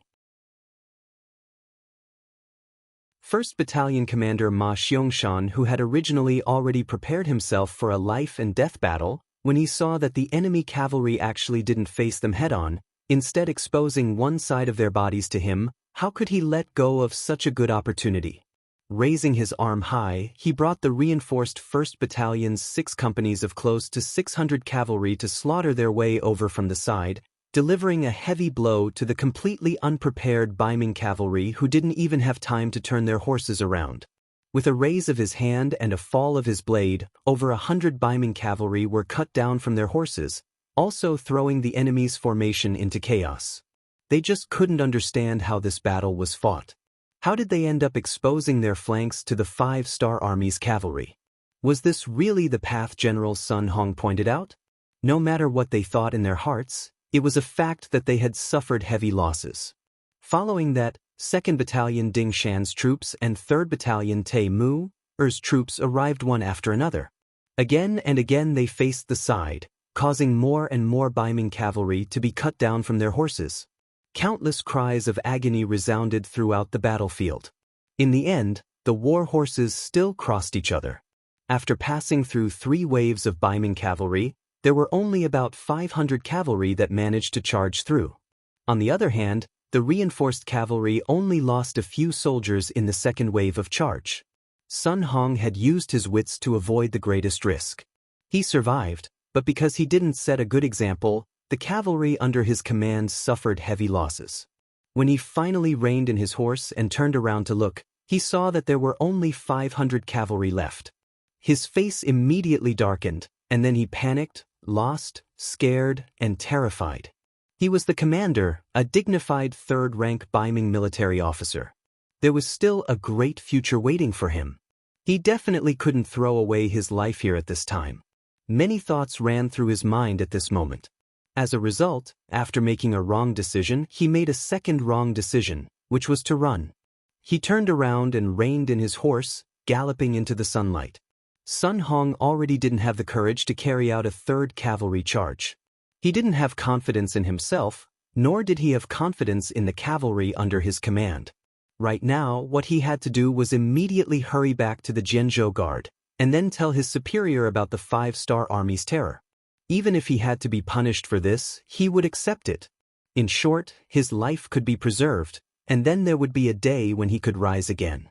The 500 Baiming cavalry who had charged out of the 5-star army's formation with great difficulty saw their own brothers hacked to the ground with their own eyes. While they blamed their main general for his poor command, they also wanted to charge back and get revenge for their comrades. However, they never would have thought that their main general Sun Hong would run away just like that, bringing more than 10 personal soldiers with him. Retreat. Among the 500 cavalry, there were still 3 centurions. After exchanging a single look, they similarly made the decision to retreat. Even though after doing this, even if they returned, they would still be punished, but even Commander Sun ran, so were they still going to stay here and serve as live targets for the enemy? The 3 centurions made the same decision. The 500 cavalry turned around and fled, chasing after Sun Hong's figure. Cowards without balls. After a short rest, When Ma Xiangshan launched his third charge, what he saw was precisely the scene of Baiming cavalry fleeing. After cursing loudly from his horse, he immediately chased after them with the high-morale 1st Battalion. Behind him, the 2nd Battalion, 3rd Battalion, and the 2 companies directly under the regiment commander Windseeker also followed one after another. Right now, they had already won this battle. The only difference was how much of a victory they could expand to. If they could capture or kill the enemy's main general, then that would be perfect. However, after all, the enemy had fled a step first, so if they wanted to capture him, it wouldn't be easy. No matter how hard it would be, they should always try. Just like this, on the right side of the battlefield, Baiming cavalry was crazily running at the front. Behind them was a group of 5-star army cavalry following behind. Both sides were getting further and further away from the Liao River. Facing the dazzling sunlight, Sun Hong led a dozen personal guards to run at the front. From time to time, he would turn around to take a look, his face revealing a fortunate expression. Even though this time he acted as a coward, but this kind of method of immediately retreating when he couldn't defeat the enemy still caught the enemy off guard. It seemed like his little life was saved. Sighing in his heart, Sun Hong continuously used the horsewhip to whip his warhorse, wanting to quickly leave the battlefield and ensure his safety. As time passed, the dazzling sunlight wasn't as strong as before. Sun Hong could finally see everything in front of him clearly. Because of this, his eyes widened more and more, because he actually saw a cavalry appear in front of him. In his impression, he definitely didn't send any reinforcements to support him. Then where did this cavalry come from? Could it be the reinforcements sent by Sacha River Guards and Tai Ningwei?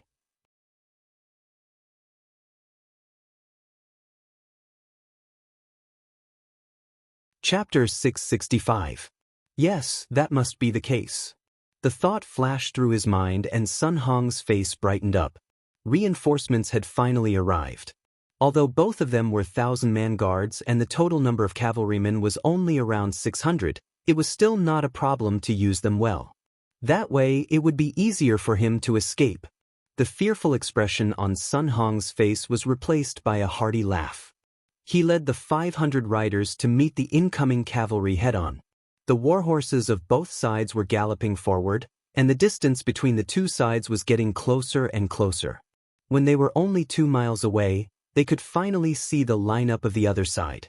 Their faces were still unclear, but from their clothes, they could already distinguish the identity of the other side. Fuck! Sun Hong couldn't help but curse when he saw the enemy's uniform, especially when he saw the 5-star flag fluttering in the wind. Enemy soldiers? Why are there enemy soldiers here? Could it be that the 5-star army predicted that I would be defeated and escape? Of course, it was expected that I would be defeated. I really didn't expect that I would be defeated. Everything was just a coincidence. The enemy was the 3 RD Division's 3rd Regiment's Spring Sun and Tiger's Main's Independent Cavalry Division's 4 battalions. Not long after they charged out, they were lucky enough to encounter the defeated Zhu Dehai's troops. Naturally, they surrounded them and wasted some time there. Sun Hong thought that after such a long time, the battle would be over and they wouldn't need to do anything else. However, the heavens were really good to them. They encountered another Baiming army. After seeing that it was the Baiming cavalry, Tiger's Mane and Spring Sun didn't care about which division they were from. They were afraid that the enemy would steal their credit and charged forward with their swords drawn. The 2,000 cavalrymen were like cats that saw mice. They were afraid that if they were late, they wouldn't have the chance to kill the enemy. It was actually the 5-star army. Sun Hong's eyes widened and his body trembled. How could there still be a 5-star army here? Since they were so powerful, why didn't they just charge at the first time? If that was the case, wouldn't they be defeated in a single charge? How would Sun Hong know that the number of people in the 5-star army reported by the scout didn't include the people guarding the supplies? Those people were the independent soldiers. They were usually in charge of logistics, but they were elite soldiers on the battlefield during wartime. The reason why they didn't use their advantage in numbers was because they wanted to train the newly formed cavalry and strengthen the 1st and 2nd Regiment. If they came at him with a crushing force, then what was the point of training? Sun Hong, whose heart was trembling, seemed to be frozen in place. Then a soldier beside him shouted, "General, run quickly. They are coming." There were already close to 2,000 soldiers chasing after them, and another 2,000 were coming from the opposite side. How were they going to fight this battle? If they didn't run, what were they waiting for? Where do you think you're going? Sun Hong's entire body seemed to have lost its spirit. The distance between them was too close, less than 2 li. A single charge would be enough to reach the front of the formation. There were also soldiers chasing behind them, so there was no way to run. Sun Hong had completely lost his confidence. After lamenting, he turned around and looked at the 500 soldiers behind him. He shook his head and said, "You guys should surrender. Perhaps you will still have a way out. Remember, don't resist. That will only be a meaningless sacrifice." Sun Hong persuaded his subordinates to surrender because he didn't want them to die like this. This was the only thing he could do as a general. Then he pulled out the sword on his body, and a bitter smile appeared on his face. Then he slashed his neck. His movements were too fast. Before anyone could figure out what was going on, Sun Hong had already fallen from his horse. His eyes were wide open as if he was expressing the unwillingness in his heart. But in the end, he still killed himself. The soldiers under him could surrender, but as the general, he absolutely couldn't do so. He still had his family and family behind him. If he really surrendered to the 5-star army, once the news spread, only his family would be implicated. So he only had one choice: death. Sun Hong died. Without their general, the 500 Baiming cavalry chose to surrender when they were surrounded by the 5-star army. Among them, there were some hot-blooded men who wanted to die for a righteous cause. But before they could pull out their swords and prepare to fight, they were stopped by their fellow soldiers. You may not be afraid of death, but some people were. If your individual resistance angered the 5-star army and they were all killed, then wouldn't everyone be buried with you? In the end, the 500 Baiming cavalry all surrendered. Normally, with 500 surrendered soldiers, everyone should be happy. But no matter how one looked at it, Tiger's Mane, Windchaser, and Spring Sun, they didn't have any smiles on their faces. It was clear that they were still depressed because they couldn't kill to their heart's content.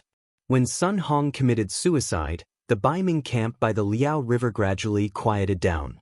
The general of this army, Tang Longtian, was captured, and the 30,000 guards commander, Wang Tong, was killed on the battlefield.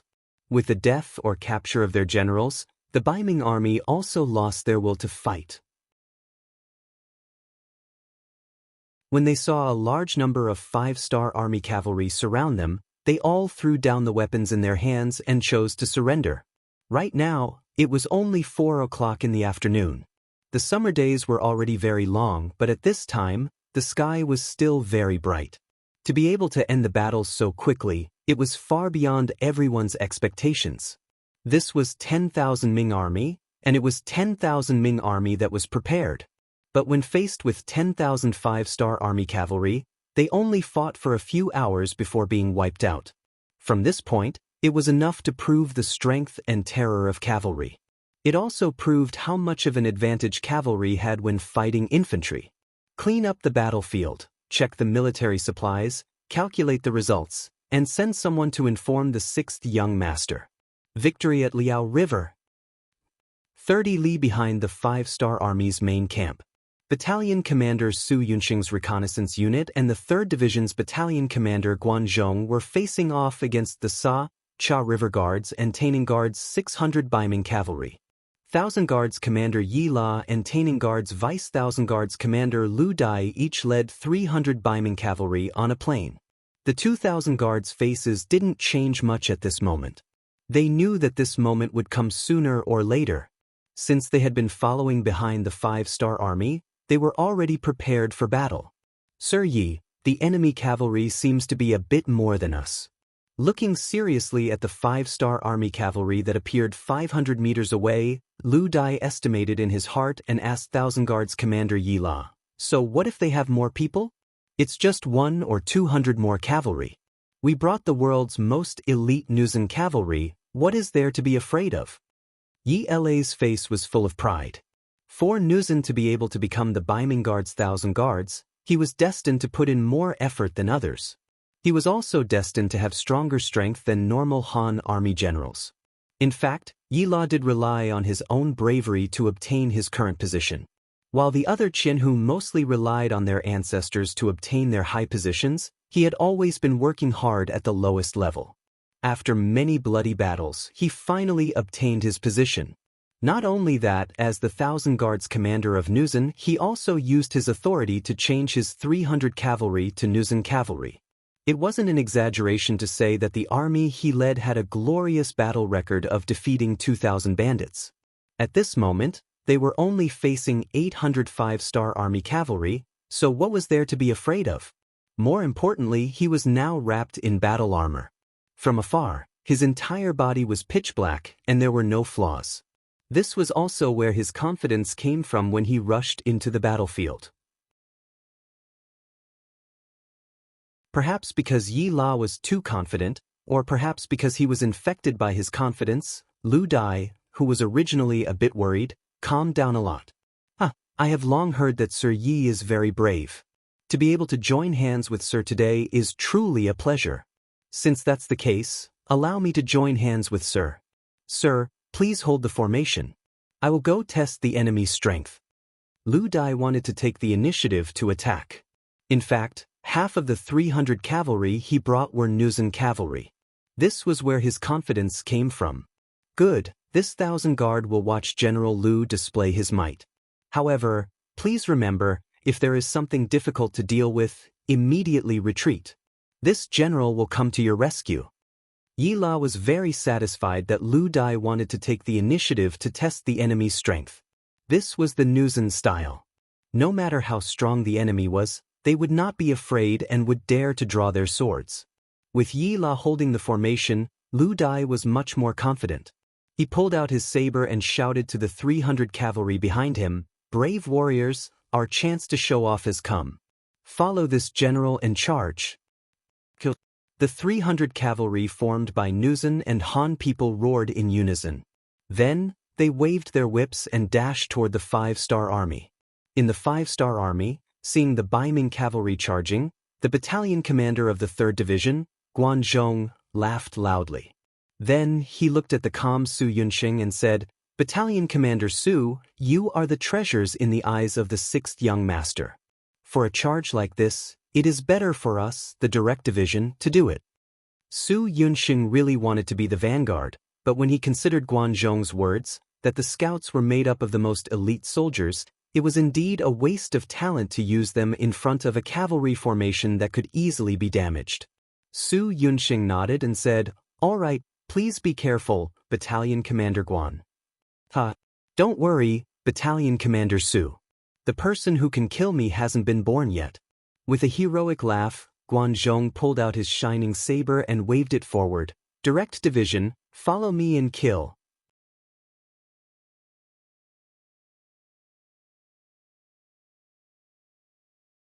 Chapter 666. Kill. Another deafening roar rang out as the 450 cavalrymen of the 5th Star Corps followed behind Battalion Commander Guanzhong. They charged towards the 300 Northern Ming cavalrymen that were swarming over. A cavalry charge was one of the most ancient and bloody ways of fighting. In the process of such a clash, there was not much skill involved. What was needed was the morale of both sides, the strength of both sides, and the strength of both sides. This was often a way of harming the enemy by 1,000 but also harming 800. But even if they knew this, the cavalry charge was still the favorite of many cavalrymen. This was because only this kind of battle could show the glory of the cavalry.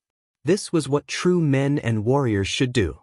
The cavalry from both sides were like two torrents as they clashed against each other on the vast plains. Men shouted, horses neighed, weapons clashed, and shouts rose and fell one after another. In just a single clash, dozens of cavalry from both sides had fallen off their horses. At least a dozen war horses were heavily injured by the powerful inertia and fell to the ground. The sounds of the war horses neighing rang in the ears of every cavalry. In this clash, the division's direct subordinate battalions only had a slight advantage in terms of numbers. The casualty ratio on the battlefield was 7-13. They couldn't even kill twice as many people. This made Guanzhong's face turn ugly. "Get ready, charge." Guanzhong once again swung his saber and launched a second attack. Compared to Guanzhong, Lu Dai's face was even uglier. Half of the 300 cavalrymen he brought were Nuzan elite cavalrymen. Not only did they not gain any advantage in this clash, they even suffered a loss. This was something that he couldn't accept. Fortunately, the 13 cavalrymen that died were all elite cavalrymen. There wasn't a single Nuzan cavalryman. Suppressing the anger in his heart, Lu Dai raised his head and looked at the 5-star army cavalrymen charging over. He also waved his saber and shouted, "Kill!" Another clash of cavalrymen. This time, both sides were clearly enraged and the casualty ratio increased. More than 30 cavalrymen died, including 3 Nuzan cavalrymen. The direct subordinate battalion lost 20 cavalrymen and a few were injured. "Charge!" Guanzhong stopped his horse, turned around, and continued to wave his saber. Another charge came from Guanzhong's mouth. Lu Dai also roared as he led his cavalrymen forward. Su Yunxing, who was sitting on the sidelines, stared at all of this as he quickly assessed the situation. As the commander of the reconnaissance battalion, he had a much better grasp of the situation on the battlefield than Yang Qindong. After all, not every piece of information had to be reported. Some insignificant matters would often be stopped when they were reported to him. This also allowed Su Yunxing to gain a better understanding of the 600 cavalrymen on the other side. Out of the 600 cavalrymen, 3/4 of them were Nuzan cavalrymen. There was also information that they were made up of the elite cavalrymen. Nuzan had spent a lot of effort to train them in order to increase their strength and influence. Su Yunxing had seen the Nuzan cavalry before, just like the group of people represented by Hu Lu in Narcissus Town. Their strength was not bad, but it was only not bad.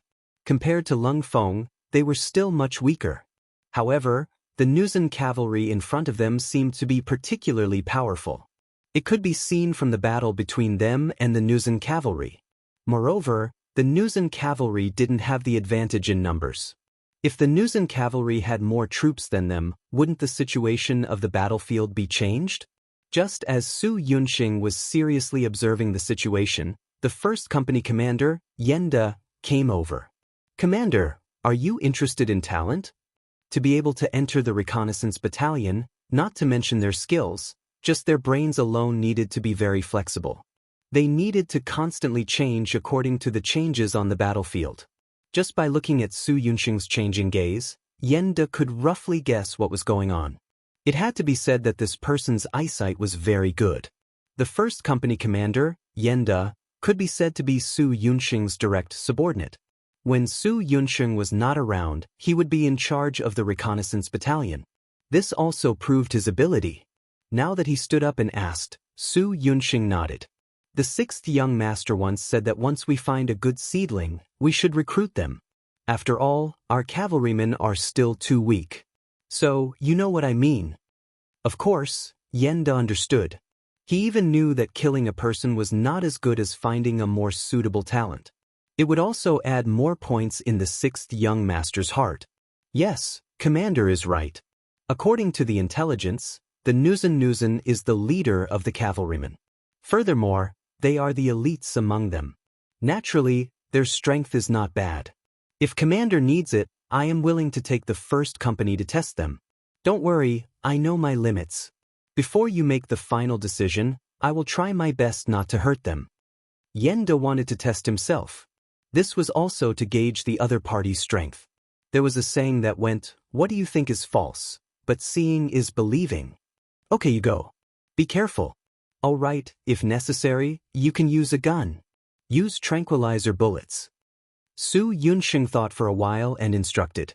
The tranquilizer bullets he spoke of were naturally the ones in the warehouse. After the finished product was sent to the arsenal in Crimson City, after a lot of effort, the finished product was finally produced. However, due to the scarcity of the materials, not all armies were equipped with them. Currently, only a few special units were using them. Sometimes, the scouts would be equipped with some when they wanted to catch tongues alive. However, there were not many of them. Since Su Yunxing said that tranquilizer bullets could be used at critical times, just this point alone was enough to show how much he valued these hundreds of Nuzan cavalrymen. Okay, you can use them. Yen De smiled confidently and left on his horse. He called for 100 brothers of the first company to charge into the battlefield with him. Like Su Yunxing, Yella also looked at the battlefield with furrowed brows. He was very clear about the standard of Lu Dai's 300 cavalrymen.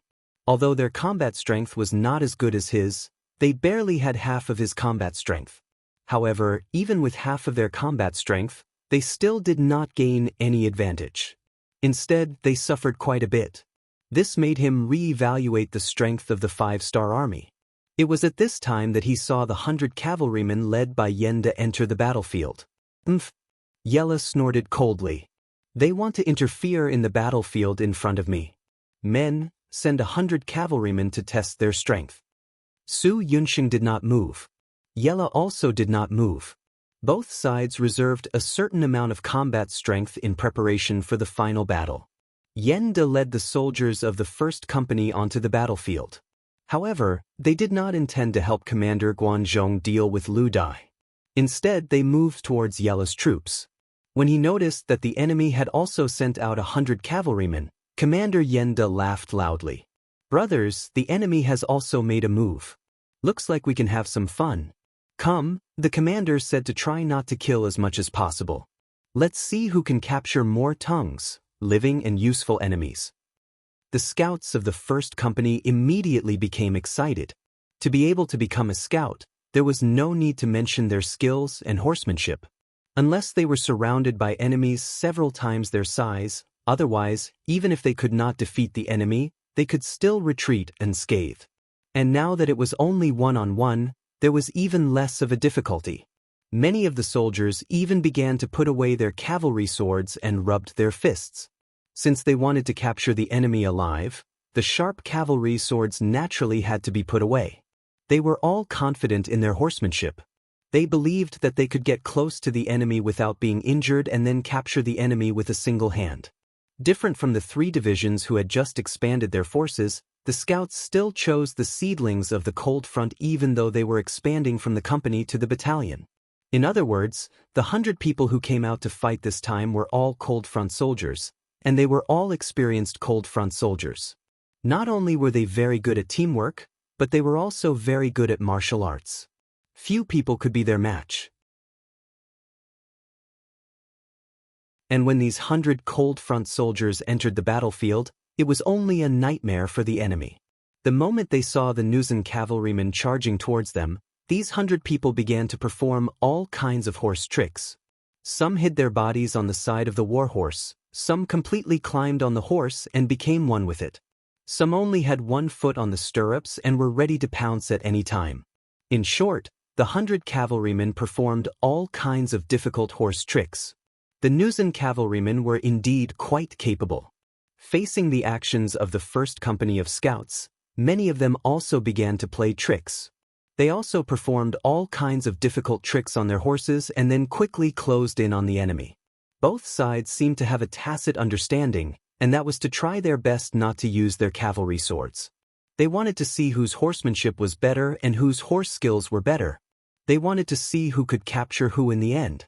This kind of battle could only be done by those who were extremely confident. Just from this point alone, these 100 Nuzan cavalrymen could be considered elites. The enemy had sent out all their elites and were full of confidence in their own martial arts. A great battle that was similar to catching a thief on horseback was about to begin.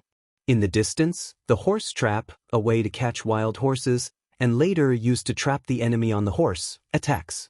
When they got close, it simply became a fight where you grab and I dodge and I grab and you dodge.